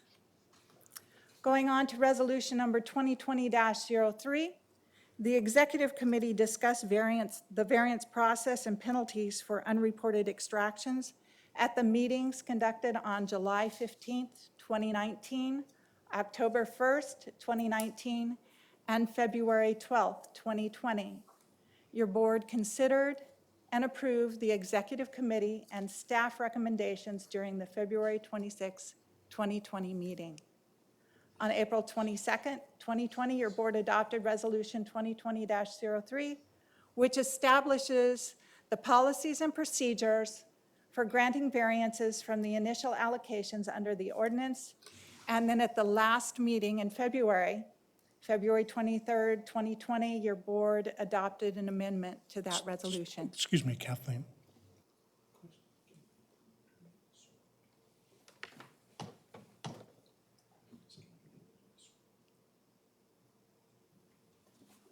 I apologize. Go ahead. Next slide. So the text in italics comes directly from the resolution. And then the resolution, section 1, is titled Variances Based on Non-Reported Extractions. So going through that, an owner or operator with unreported extractions during the base period may seek a variance to obtain an increased allocation to reflect actual extractions. A, if the agency has 5 or more years of reported extractions from an operator's extraction facility during the base period, then it may be presumed that extractions during the unreported periods were equivalent to reported extractions, and any new initial allocation will be determined by calculating the annual average extractions for the years that were reported. Going on to the next slide, section 2. As this is a well that was not registered at the time in which the extractions were not reported, this section is also pertinent. So it is titled Variances on Extractions from Unregistered Wells. In addition to the requirements of section 1 of this resolution, and this was taken directly from the resolution, an applicant for a variance seeking an allocation for a base period extractions from an unregistered well shall obtain board approval and have a condition, as a condition of any variance, the payment of a daily civil penalty for each ordinance code violation and a surcharge on all base period extractions. The board may adjust these amounts based on factors set forth in section 1 of this resolution. So then going through and looking at the factors. Going back to section 1, it's in section 1C of the amended resolution. The executive officer may decrease the civil penalty amount on a showing of extenuating circumstances or other mitigating factors, including the applicant's lack of culpability in causing the violation, the absence of past violations either of similar or different nature on the same or different property under the same ownership, the financial burden on the applicant, and other factors as deemed relevant by the executive officer. Next slide. Also pertinent to this evaluation of the variance is the surcharge rate and the interest rate. The surcharge rate is set in Resolution 1998-02. That was in effect during the base period 2005-1 through 2008-2, which is relevant to the variance application. This resolution was adopted October 28, 1998. And the surcharge rate was set at a flat rate of $725 per acre foot for extractions exceeding allocation. The interest rate is set in our ordinance code, and that is in section 2.4.2, and it's set at 1.5% per month. Next slide. Okay, requirements for registering the wells. And that is established in the ordinance code. The original requirement to register wells was in ordinance number 1, which was adopted on May 27th, 1983. And during the period 2005-1 through 2008-2, the ordinance code changed relative to requirement for registering wells. All groundwater extraction facilities within the boundaries of the agency shall be registered within 30 days of notice given to the operator. And that was Ordinance 8.0, Article 2, Section 2.1.1, adopted June 26, 2002. And it was changed to all groundwater extraction facilities within the boundaries of the agency shall be registered with the agency. No extraction facility may be operated or otherwise utilized so as to extract groundwater within the boundaries of the agency or in the expansion area unless that facility is registered with the agency, metered and permitted if required, and all extractions reported to the agency as required. So that is Ordinance 8.1. It was adopted July 27th, 2005. So moving on to the application. The application involves a domestic well. The location of that well is indicated on the overview map. It is in the Oxnard Subbasin. It is within the Oxnard Pumping Depression Management Area. There is a star indicating the location of the well, and the blue arrow points to that star. Next slide. And this figure may be familiar to your board, as the variance for the agricultural well came to before your board in December of 2021. And now we're looking at the residential well, a domestic well on the parcel, and it's labeled it's shown with a star. It is well 01 North, 22 West, 13 D01. It is on the west central portion of the parcel. Next slide. So the owner is Fred Rosenman, and I wish to apologize to Mr. Rosenman because there is an N missing in the name. So I didn't catch that till after I got this presentation prepared. So Fred Rosenman is the owner. The operator is Steve Dodge. The COM code is R Dodge. The usage is domestic. And the initial allocation based on reported extractions already in the agency's database is 0.859 acre feet per year for domestic use. The variance application was received on May 31st, 2020. Next slide. The well was drilled in 1950 in accordance with, or according to county records. Correspondence in the agency files include letters sent to Fred Rosenman, March 3rd, 2009. It was a notice of violation regarding a flow meter calibration. It references a letter sent in April of 2007. The next letter that would be pertinent is May 27th, 2009, a letter regarding requirement to register the well, and it's the subject well. And the well was registered with the Fox Canyon Groundwater Management Agency on June 29th.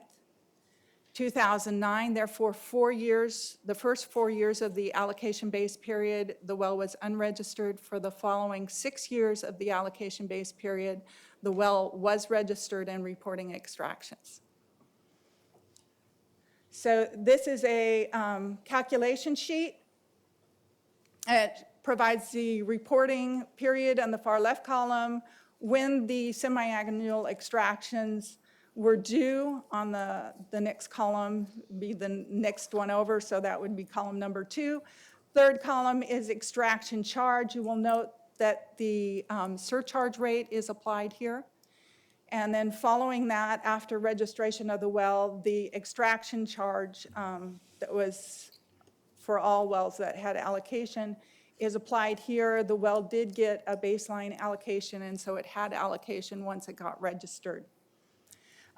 Period extractions, because of the policies and procedures set forth with 5 or more years reported, it's an average of the reported periods. The revised annual allocation is 1.432 acre-feet per year. And so half of that for each of the 6-month reporting periods comes out to 0.716 acre-feet. And then multiplication, you get the extraction charges.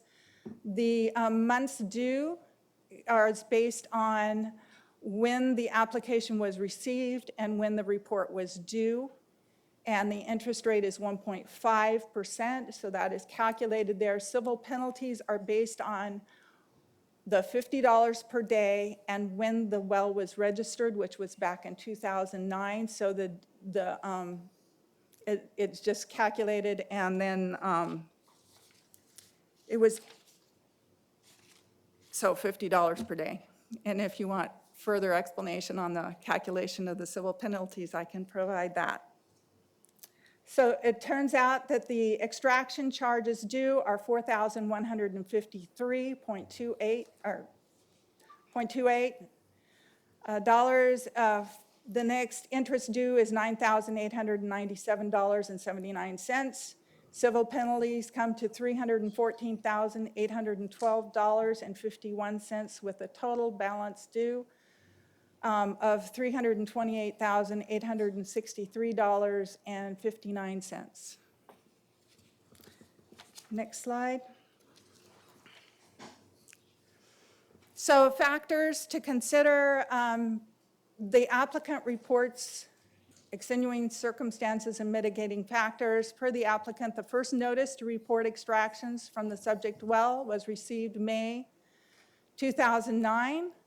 The applicant was not aware of extractions the requirement to have extractions going back to 2005 to be reported to the agency until the notification of the new allocation for the subject well was received in March of 2020. And no notices were received from the agency that they were out of compliance due to unreported extractions.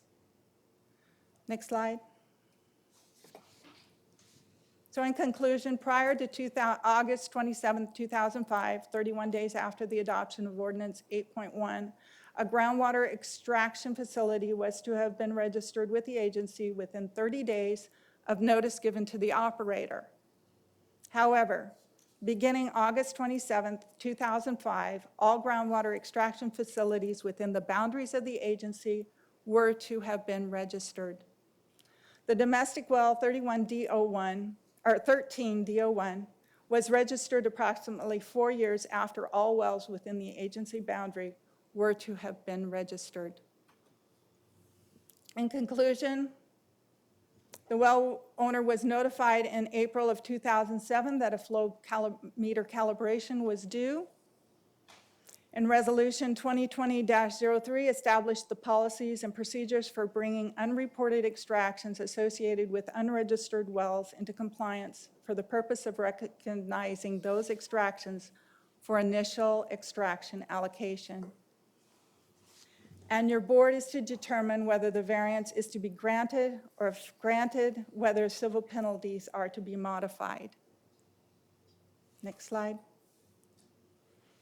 Agency staff recommendation is to consider and make a determination regarding granting the variance request submitted by Fred Rosenmund, owner, and Steve Dodge, operator, for ComCode R. Dodge for increased allocation for domestic well 01 North, 22 West, 13 D01, which was not registered for a period of 4 years during the Oxnard Subbasin and Pleasant Valley Basin allocation base period. And 2, to render a decision regarding modification of civil penalties applied for non-reporting from State Well Number 01 North, 22 West, 13 D01 in accordance with Resolution Number 2020-03. Thank you, Kathleen. Refresh my memory. The current allocation based on the ordinance is what, and what's the requested allocation? Okay, so the current one is on the slide. I have it right before me I know, was it here. 1.4 or something? The current one is 0.859. And with the averaged in accordance with the policies and procedures, the revised allocation will be 1.432 acre feet per year. And the amount of the request, is that the 1.4? This is what, for reported extractions, they want to bring it into Understood. compliance. Thank you. Thank you. So to be clear, Kathleen, to be clear, they're requesting a 1.45 annual allocation. They're requesting to bring it up to the revised annual allocation of 1.432 acre Okay, feet per all year. right, that number. And the previous number you rattled off, 0.8, whatever that was their annual reporting that they reported. This is the calculated new initial allocation based on the new, well, He was asking the previous question, and the answer to your question, I believe, is yes. The 0.85 was what that was based on their reporting to us before it was correct. So that's what they've reported on an annual basis, right? And so they want to take it up to 1.45, that is correct. plus or minus. I don't know, I don't have all the digits, but the concept is there. I think that's incorrect, Director Mulhart. I think there's missing reporting periods, and that's why the average is 0.859, averaged over the entire base period. Okay, and the rule said that's how you're supposed to calculate it. Yes. So when they started reporting, I think I read that they were reporting 1.1 or something like that, 1.2. If you average it over the total period, it comes, because the other ones are zeros. Okay, on the screen is the reported extractions. So you can see, starting in 2009-1, their reported extractions. And you can see that they estimated extractions because they are not metered. You can tell by the rounding. So initially, they reported at 0.6, and then these are semi-annual reports.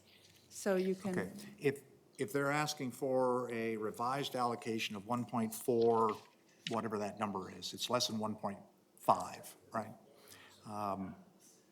I think in the scheme of what we're dealing with right now, that's the least of their problems. They're looking at a $328,000 bill. That's the big elephant in the room, okay? And that's why this And item how we is address that. before you. All right. Is there anyone, thank you, Kathleen, is there anyone here who wishes to speak to the variance? Good afternoon, I'm Fred Rosamond, and this is Steve Dodge. We're the co-owners of this well. And Mr. Dodge probably could answer any questions. Would you get a little closer to the microphone so we can hear You're you? being recorded. Is We have to this hear you. microphone, are they both working? Yes, it's that one. Okay. Mr. Dodge can probably answer any specific questions you have, but to keep this in perspective, we're talking about a well serving 2 homes that have 5 people. Yeah, yeah. Okay, Fred Roseman, he told me that he has not received those correspondence before 2009. They mentioned that there's some correspondence that were mailed out in 2007. they had to do with flow meter recalibration, so it had nothing to do with reporting. The first reporting that we did was in 2009, May 2009. That's the first time we received any notice from Fox Canyon that we were to register the well. So when we registered the well in 2009, that's when we began to report them. And I didn't understand, we were supposed to report going back to 2005 until I received the new allocation in 2020. Now, there was some question about the allocation. Basically, what happened is we had 4 years of zeros. And Fox Canyon took the whole 10 years, and that's how they came up with the .86. That's 10 years with those 4 zeros added, or the 8 zeros added to it. The way I came up with the 1.432 is I took the 12 reportings that we did, the number, the acre feet number, and divided them by 12. That's where you come up with the .716. Does that clear it up?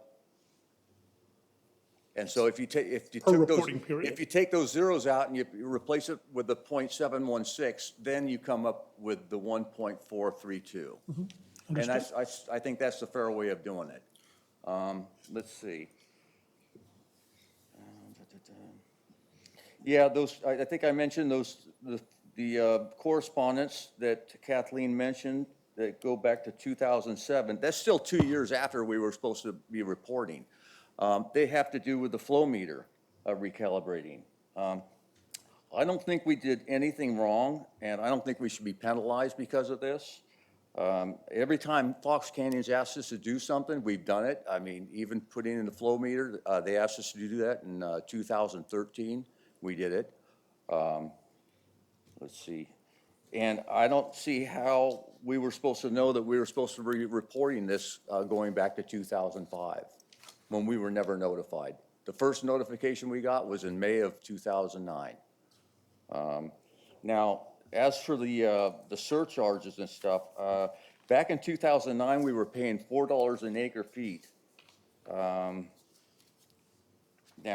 0.716 acre feet times 8 reportings comes out to $22.91. I mean, that's on top of the $250 we paid to do this application. So I think that's fair instead of $328,000. That's kind of ridiculous. I don't even think we should be paying on the surcharge rates either, because we did nothing wrong. Well, Did you want to add something? No, unless there's questions from the board. Thank you. Do you have any questions? I don't at this time. Is there anyone else who wishes to speak to or against the variance request? Darrell, okay.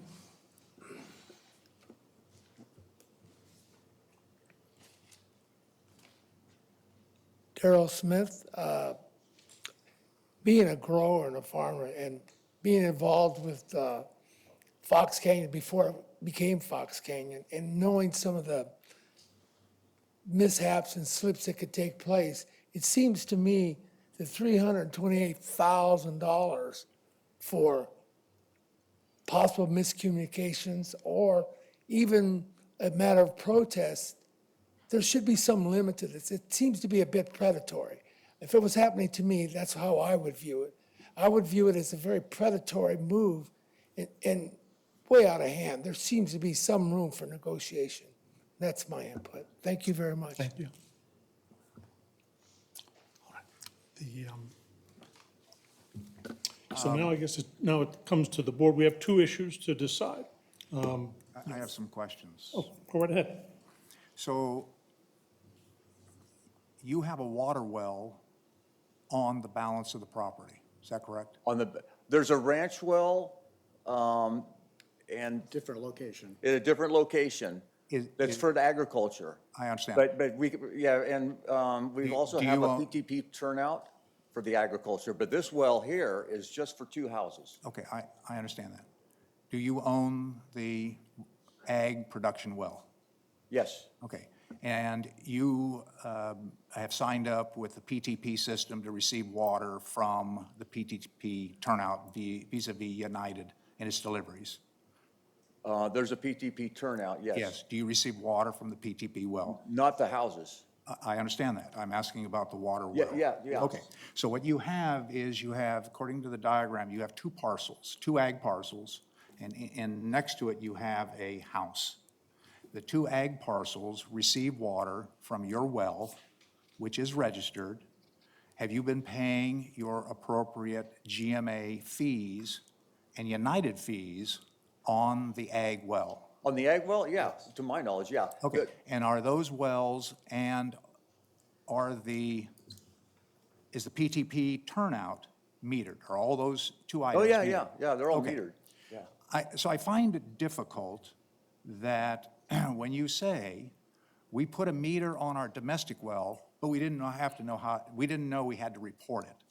I find that, I'm not sure I buy that. Okay, well, the ag well was placed in service in 2016. The point is that you have two ag wells, you have one ag well, a PTP turnout, both of which give you ag water, both of which are metered. The purpose of those meters, the only purpose of those meters is to calibrate how much water is being used, and you pay for that water on United Water's form. Okay, yeah, Okay. actually, we don't do that. We have a leaser. The leaser handles all that. So I've never handled that. Okay, so I'm sorry. I think to answer your question, on our meter, we weren't asked to install the flow meter on our domestic well to 2013, and we've always made reportings every year based on that. on meter readings. The issue I'm trying to raise here is your statement is that we have a meter, a flow meter on our domestic well. And we didn't know we had to report the amount of water we would get, but we have a meter. No. We This did. was much later. We did report it. We were have been told reporting. in 2013. Since 2009, when I registered the well, we have been reporting and paying. Okay, but you made the comment that the meter didn't go on until some other time, and you didn't know you had to even report that. No, we didn't put the meter on until 2013.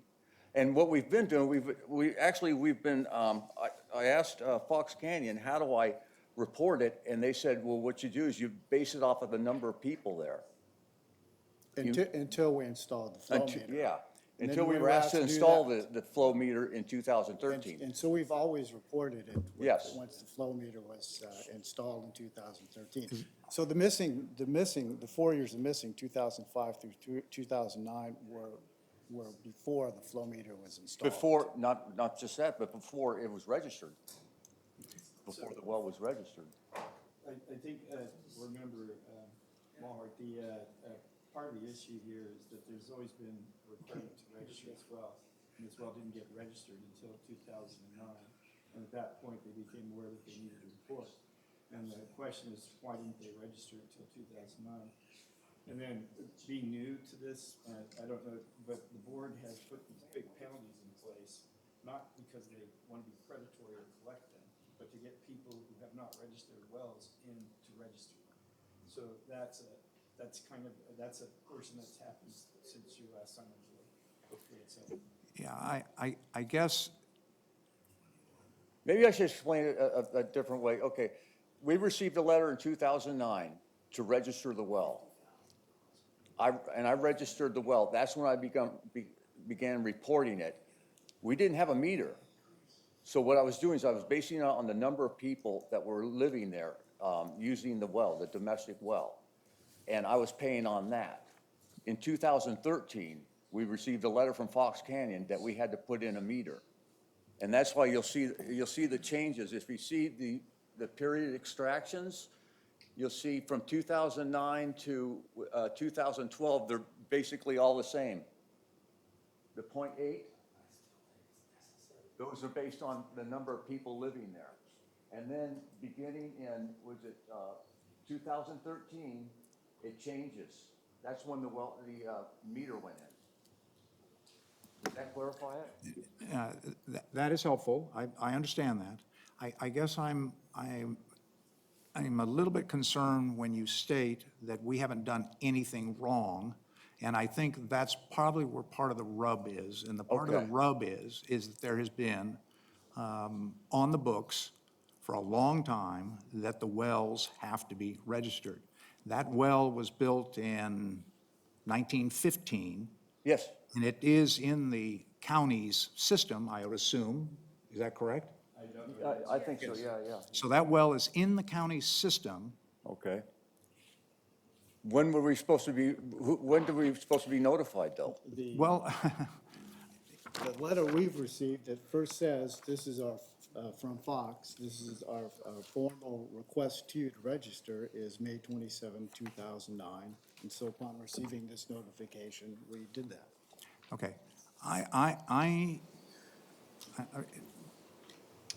How are we supposed to know that we were supposed to be reporting in 2005? Just because, because without any notification from Fox Canyon? My recommendation is that we ought to take, because staff has basically asked us to solve these two issues. And I think this is not the correct forum to do that. It's the only forum under the code. My recommendation is that you assign this to a committee and let them go through and come up with a reasonable solution to this problem. Well, let's discuss this first. I'm not sure that's necessary, but let's define the problem. First, we have two issues to decide. One is the variance itself, whether the variance is granted to go from the current allocation of .059 acre feet to the requested allocation of 1.432 acre feet. That's sort of a separate issue from the civil penalties. There is no appeal from the extraction charge assessment or the interest rate assessment. Those are fixed in the code.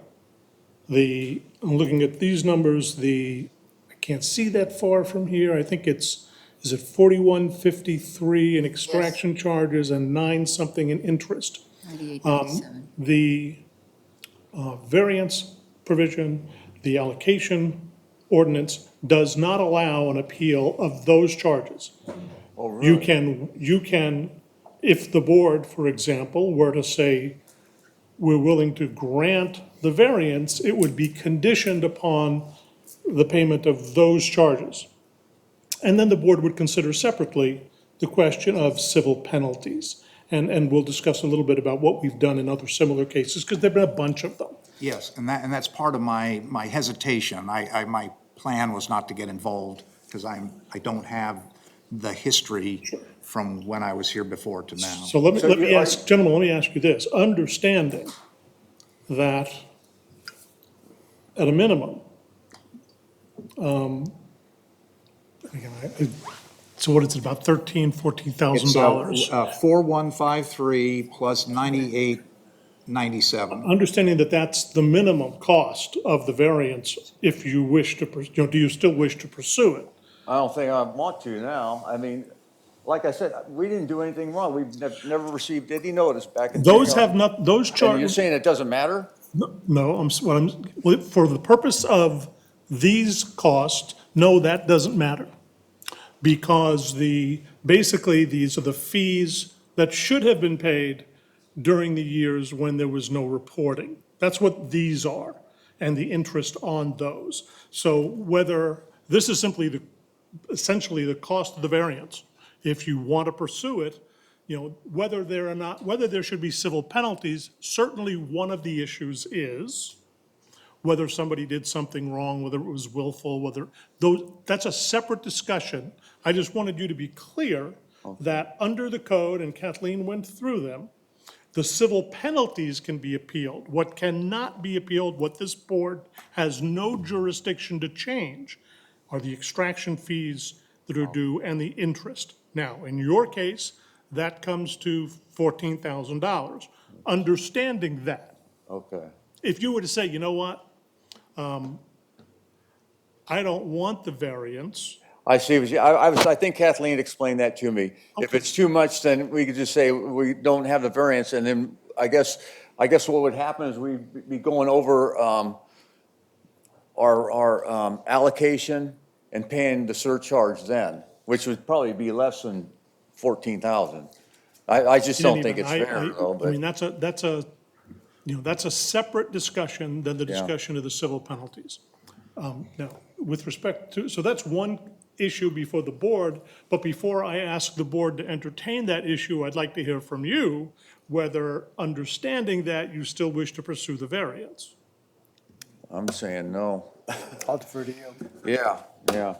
I guess no. I mean, 14,000, I think that would be a lot less than what we'd pay. I'm kind of balancing how much we pay 14,000 versus maybe a couple hundred every 6 months or something. Excuse me, You know, Kim, could you tell us again, remind us, the current surcharge rate is what per acre foot? When you exceed your allocation? So Director Borchert, is, for the Tier 1, it's just a little under 1,500 set to the Cayugas rate. It's 14, do you remember what it is off? It's just, it's up on our website. It's just a little under $1,500 an acre foot. So if you folks overpumped your allocation by half an acre foot a year, you'd be looking at $750 a year yeah, in perpetuity, which is a lot less than the 15,000. until you exceed 14,000. Yeah. So you have to make a judgment call. I guess we pull it. My suggestion is, Mr. Chair, is they understand the other side of the equation, because that doesn't eliminate the other side of the equation. That's the one that's really, Oh, the civil penalties? yeah, that's the one that really bites. And that's the one that we have flexibility in. We Right, don't have. that's true, that's true. So just, so I don't want to state it, because I wasn't here when they wrote these rules, so I'll defer to the chair, but I think they need to understand, you're not, they're choosing two items here. One is, you basically owe $15,000 going forward, and you get additional water to the amount of 1.4 Yeah. acre feet, okay? Yeah. Then the other big elephant in the room is the $314,000 in civil penalties. But that's going away if we pull the variance, right? Not necessarily. I believe it does, because I believe the assessment of civil penalties is tied to the variance request. If I recall the way the, Or it says, if I read it correctly, the board can use its judgment and evaluate things to make adjustments to the civil penalties.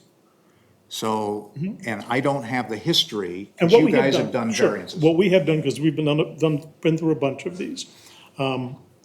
And given that this is a domestic well and the amounts we're talking about are very small, I think we have done in every case. Yes. Correct me if I'm wrong, we basically, where there has been a more recent pattern of compliance, because the real purpose of this was to guarantee compliance, and these gentlemen, I think, once somebody screwed up, I'm saying I did anything wrong, somebody screwed up early on, didn't register the well. Once the well got registered, there is a consistent pattern of reporting over the last 10, 12, 13 years. And that alone, demonstrates the type of good faith that the board has used in the past to waive civil penalties completely. Again, assuming that in each of those cases, the applicants, I think in each of those cases, the applicants were commercial growers, and they opted to pay the arrears, extraction fees, and interest, but no civil penalties were ultimately assessed. And based on what I've heard, if we were going to decide that issue, that would be my recommendation in this instance as well. Director Malhart, if I could add some color to this, this had a number of showings at the executive committee, and our discussion at that point, particularly with staff, was, look, in those cases where we can define egregious behavior, you were here long before me, and there's been a long history of unreported wells and things that we've been trying to get a hold of for a long time. In those situations where it was clearly demonstrative that multiple notices sent out, And there's still no reporting going on. There's just intent to defraud. We wanted to come down with a big hammer. And that's why in the resolution, there was a table designed by staff that does just that. It was hard in that committee to really understand what that meant in application. It was a series of numbers in a table and over, X amount of acre feet, there's this number, and it seemed reasonable at the time. We've been now presented with some of these cases, some of these appeals where we're seeing 6 and even 7-figure civil penalties. That wasn't my intent at the time, to cause landowners to sell the property to pay civil penalties. The idea was to get people in and get the numbers right, get the data in the system, because we clearly were lacking some data. And we can't manage these basins correctly. We can't do accurate water modeling through United if we don't have accurate data of what was extracted. And so it's bringing people out of the woodwork. And we're hearing a number of these appeals. But I don't know how you feel about it, but it seems to me on a domestic well, civil penalties of $300,000 does seem excessive to me, particularly when we have an evidence of compliance when they figured out. Yeah, my intent was not to hand you a bill for $314,000. My intent was to get you to realize that there is something that went wrong, and as the chair has indicated. I agree. As the chair has indicated. I'm just saying, how was I supposed to know back in 2005 that we're supposed to report? Okay, what the chair is indicating that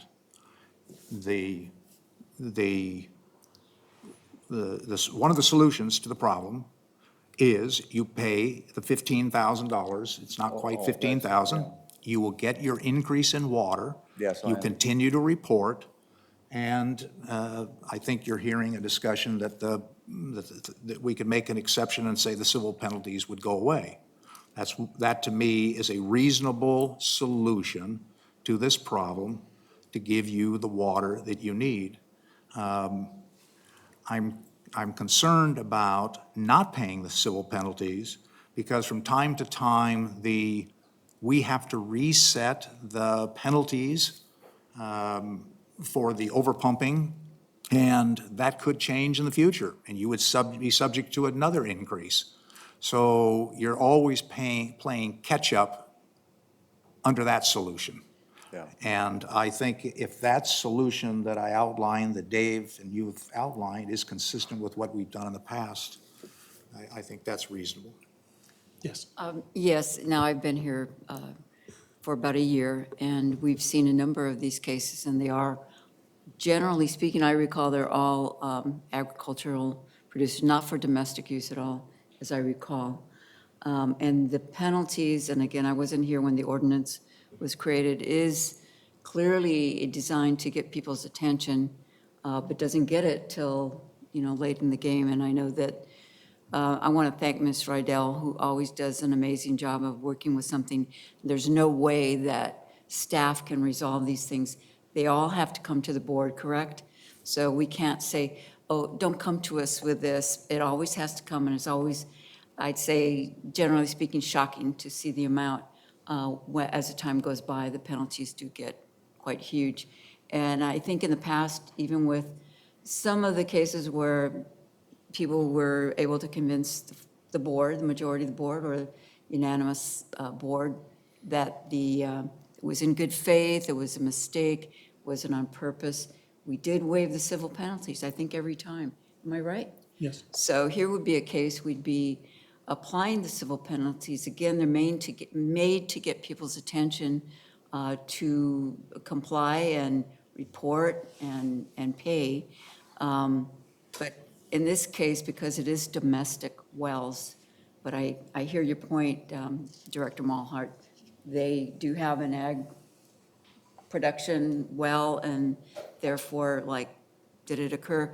But we keep encountering this situation where folks do come and say, I didn't know, why didn't I know? A lot of times, it's because people have said, well, I've reported to United, and therefore that should have taken care of it. Correct? People do come and say, I've already told United, and, Fox Canyon didn't, why didn't Fox Canyon know? So I think we do need to continue trying to work on communication, but, I would support your recommendation, Director Mulhart. It does seem a crushing amount of civil penalties if the other charges can be paid. Gentlemen, one other thing I would keep in mind, and because I think Director Mohawk hit the nail on the head when he said that these, going forward, the surcharge rate is likely to go up. It's likely to go up enormously when it has been in the past tied to the Cayugas rate. But as we talk about project water and bringing projects online to develop new water, the cost of that project water could very well be higher than the cost of imported water, and you can be sure that the surcharge rate is going to track the highest cost of water, whether it's project water or some other source. And so even though you're looking today at a surcharge rate of $1,500 an acre foot, nobody can say that 3 years from now, that won't be $4,500 an acre foot. And I'm not threatening that or anything, I'm just saying, be aware that could be a wildly escalating number in the future. So, if I may, since I'm both a owner and an operator of a well, and I leased my property to a strawberry grower. That's what we do. That's, okay. That strawberry grower never filled out those forms because he's neither the owner nor the operator of that well. I'm the owner and operator. So on that form, on United's form, there's a line that says, what was your domestic use? And it gives you 0.2 acre feet per persons within your household. That's how the number is arrived. So if that person filling out the form says, well, I don't have any people, I just have acreage, you as the owner are liable for his mistakes. That's the problem. As the owner, you own that well, you have a contract to lease that property to a grower, and you have a fiduciary responsibility to look at that well usage because that's all this agency knows and the county knows. If there's a problem with that well, it goes to the owner. So I would suggest going forward, and in fact, on the GMA form, it has essentially the same kind of request. How was the water allocated? So going forward, you need to pay attention to the annual reporting form to United Water, and you need to pay attention to the annual reporting form of the GMA so that you actually know what's going on with your wells. And I think that would help solve some of this problem. But my question on that is, on our well that's connected with United, none of that goes for domestic use, because I understand that, but as the owner of the well, you're liable for any underreporting that operator uses because you're the owner of the well. Correct. And if you come into United, I represent United. Right. So if you come into the United board and said, I didn't know my operator was not reporting water, I shouldn't have to pay the bill. Sure, I understand. You're going to get burned. I'm just telling you, that's what. That's the reason why you sign it. On the bottom of the form, you sign it under penalty of perjury as the owner operator of the well. That's what I sign. And you have to do the same thing. Don't let your operator. Okay, yeah, but the domestic well, I'm the one that signs.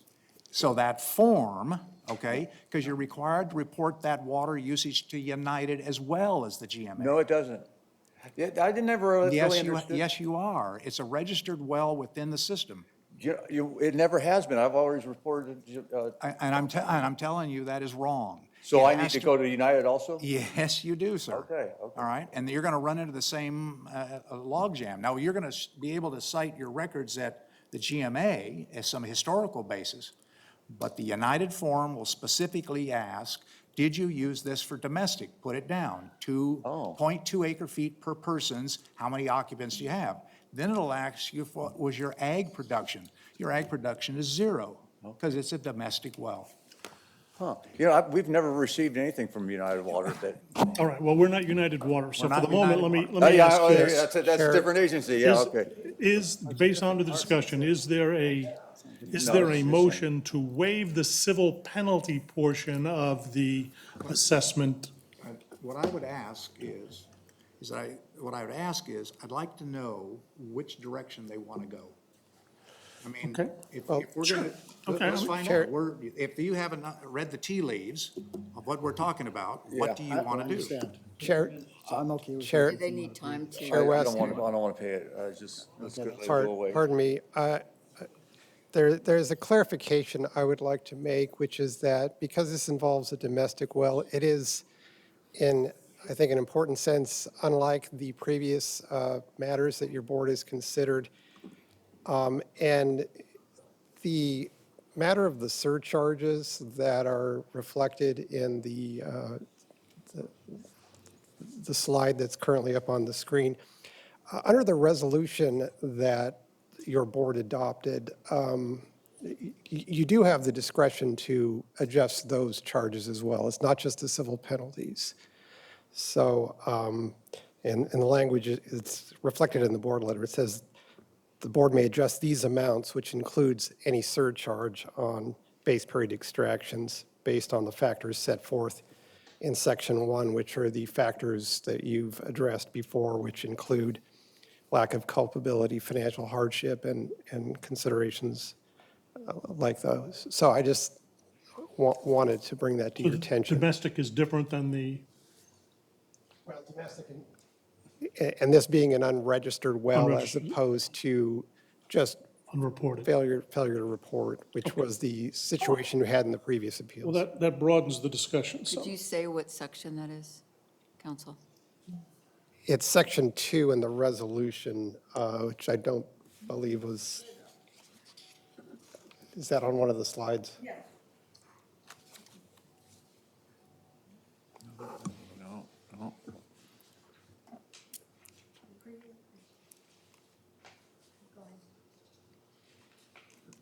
It'll say There, yeah. section 2 right here.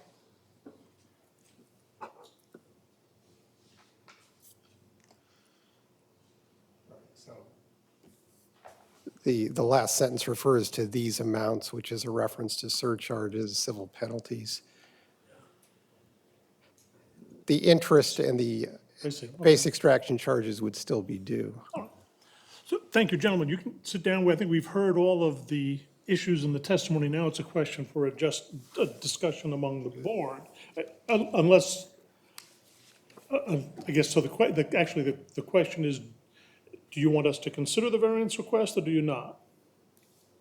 If it's still at 14,000, we have to, And apparently, based on what council says, that's a decision for the board to make. that's a decision. It could be lower. It could be lowered by the board. Okay, what about the civil penalties? Is that That's still- that's another issue for the board to consider as well. So it still could be that 328,000? Okay, It could be, but again, based on what I've heard, I don't think so. I don't think that's right, so you just got to decide. What's that? You just need to decide if you want to continue with the variance, pay 15,000, or drop it. And whatever you want to do is fine with me. no, they're saying it might not be the 15,000. Right? Well, It could council- be, it could council- be not. In the other appeals that we've heard, that were not unregistered wells, but unreported wells, the ordinance was different, and we have no discretion with respect to extraction surcharges or interest. Apparently, the ordinance is different with respect to unregistered wells, and as council pointed out, we can adjust the surcharges if we wish. That issues a, The other thing is, if we make a decision and they decline to accept our decision, they simply don't get the variance. you don't get the variance. Okay, let's do it that way. All right, thank And then that way, if, we'll go home and we'll discuss it and see what our options are. That's fine. We'll Yeah. be seated and we'll discuss it. How about a continuance? Oh, I don't think we need to do that. I don't think anything's going to change. I don't see the Well, purpose. I don't know that they've, Well, they're not made a going to make a decision until after we make a decision. I don't think the surcharge is unreasonable based on the surcharge rate at the time, particularly since it's more than 100% greater now. And the requiring somebody to basically pay that rate for the years they didn't report, plus interest, does not seem unreasonable to me. I'm certainly content that it's appropriate to waive all the civil penalties, but I'm equally convinced that it's appropriate to assess those extraction charges and interest rates. Chair, could I ask Kathleen, what's the normal extraction charge on a domestic well, not the surcharge rate? The extraction rate that doesn't. time. Oh, at that time? $4 an acre foot? It would be, I don't have it off the top of my head, but I understand. The two numbers we had at the time were $4 an acre foot, and at some point, we took it to 6. So the delta between 4 and 6 is minimal. But it was 6, I think, until after I left and you guys passed other rules. The reason I ask that is because with the other appeals that we've seen, we were required by resolution to insist that the extraction charge, the unpaid extraction charges were paid, and the interest on those extraction charges were paid. We did not require a surcharge rate.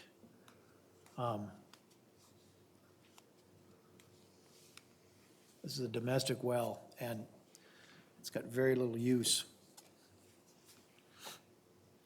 My inclination would be to suggest to the board they pay unpaid extraction charges at the rate, let's just call it $6 an acre foot.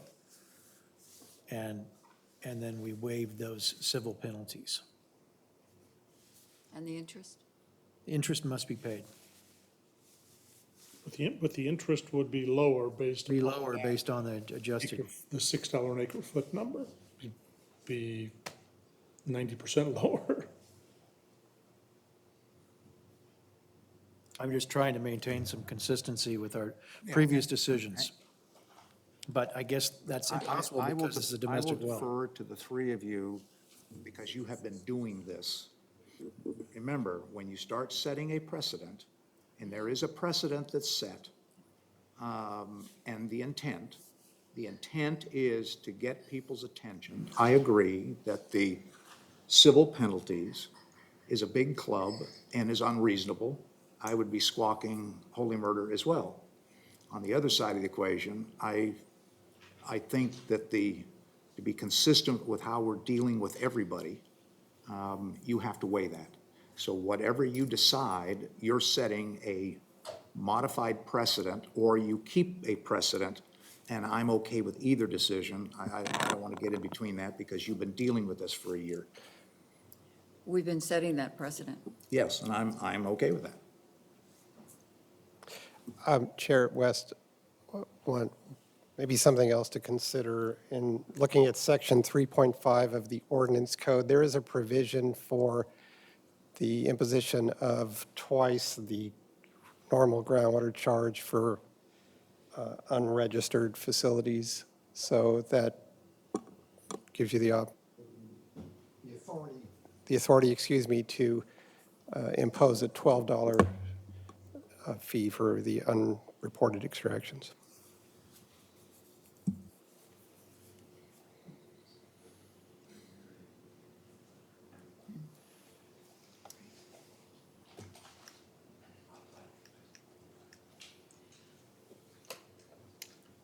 I proposed an idea. I think we should settle it.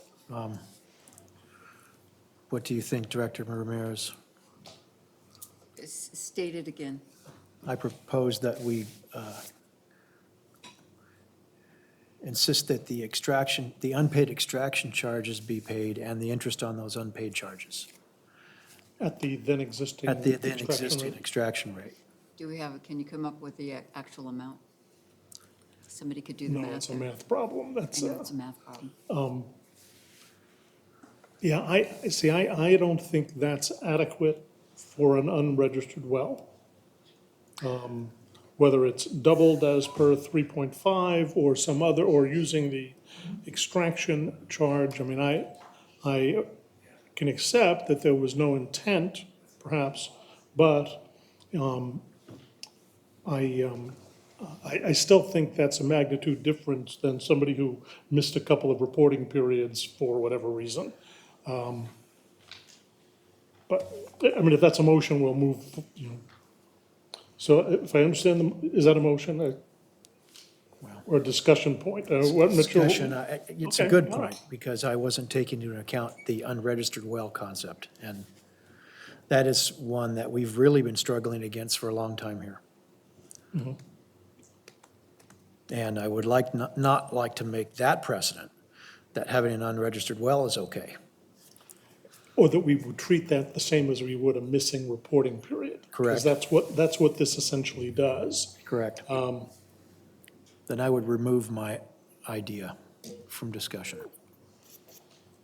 I'll second it. Well, there's nothing to second. Did you say? I just said, I'd take my idea. You took it off the table is what he. Oh, you did. I heard it move, moved it off the No, table. remove. Okay. Acoustics are bad in here, I have to say. I just got these hearing aids yesterday. They really They help. working well? If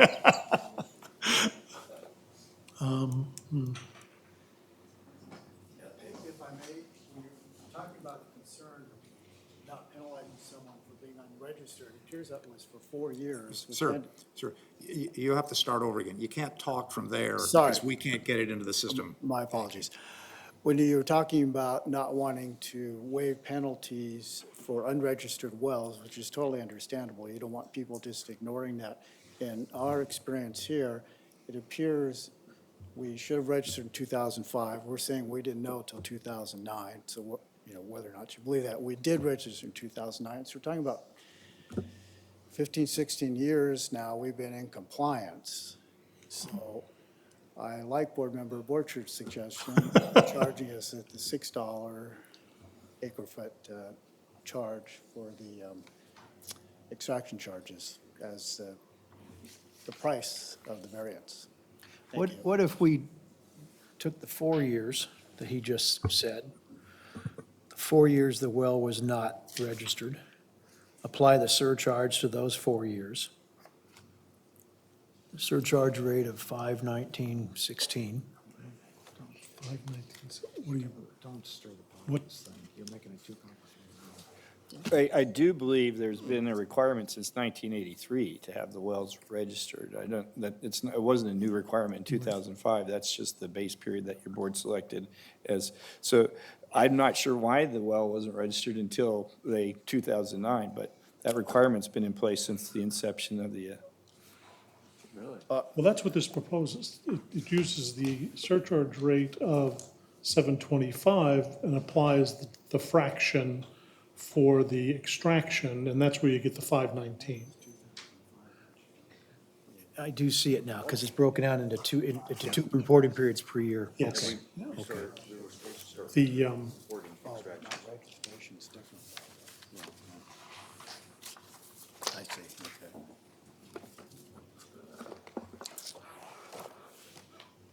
again, yeah, and maybe to see if we can move through this. I will make a motion that we condition the approval of the variance on the payment of the extraction charges of,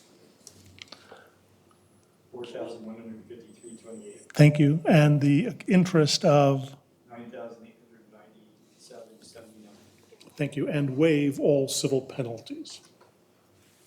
I'll second that motion. All right, Just a question. sure. Would you also condition that motion to increase their allocation to the 1.4? Well, that's the variance, yes, we would approve the variance subject to those conditions. All right, there's a motion and a second. Any other discussion? We need a roll call. Chair West? Yes. Director Ramirez? Yes. Director Mulhart? Yes. Director Borchard? Yes. Thank you. All right. That's the last item on the agenda. There is nothing else noticed. Thank you. We're adjourned. Thank you. Violated.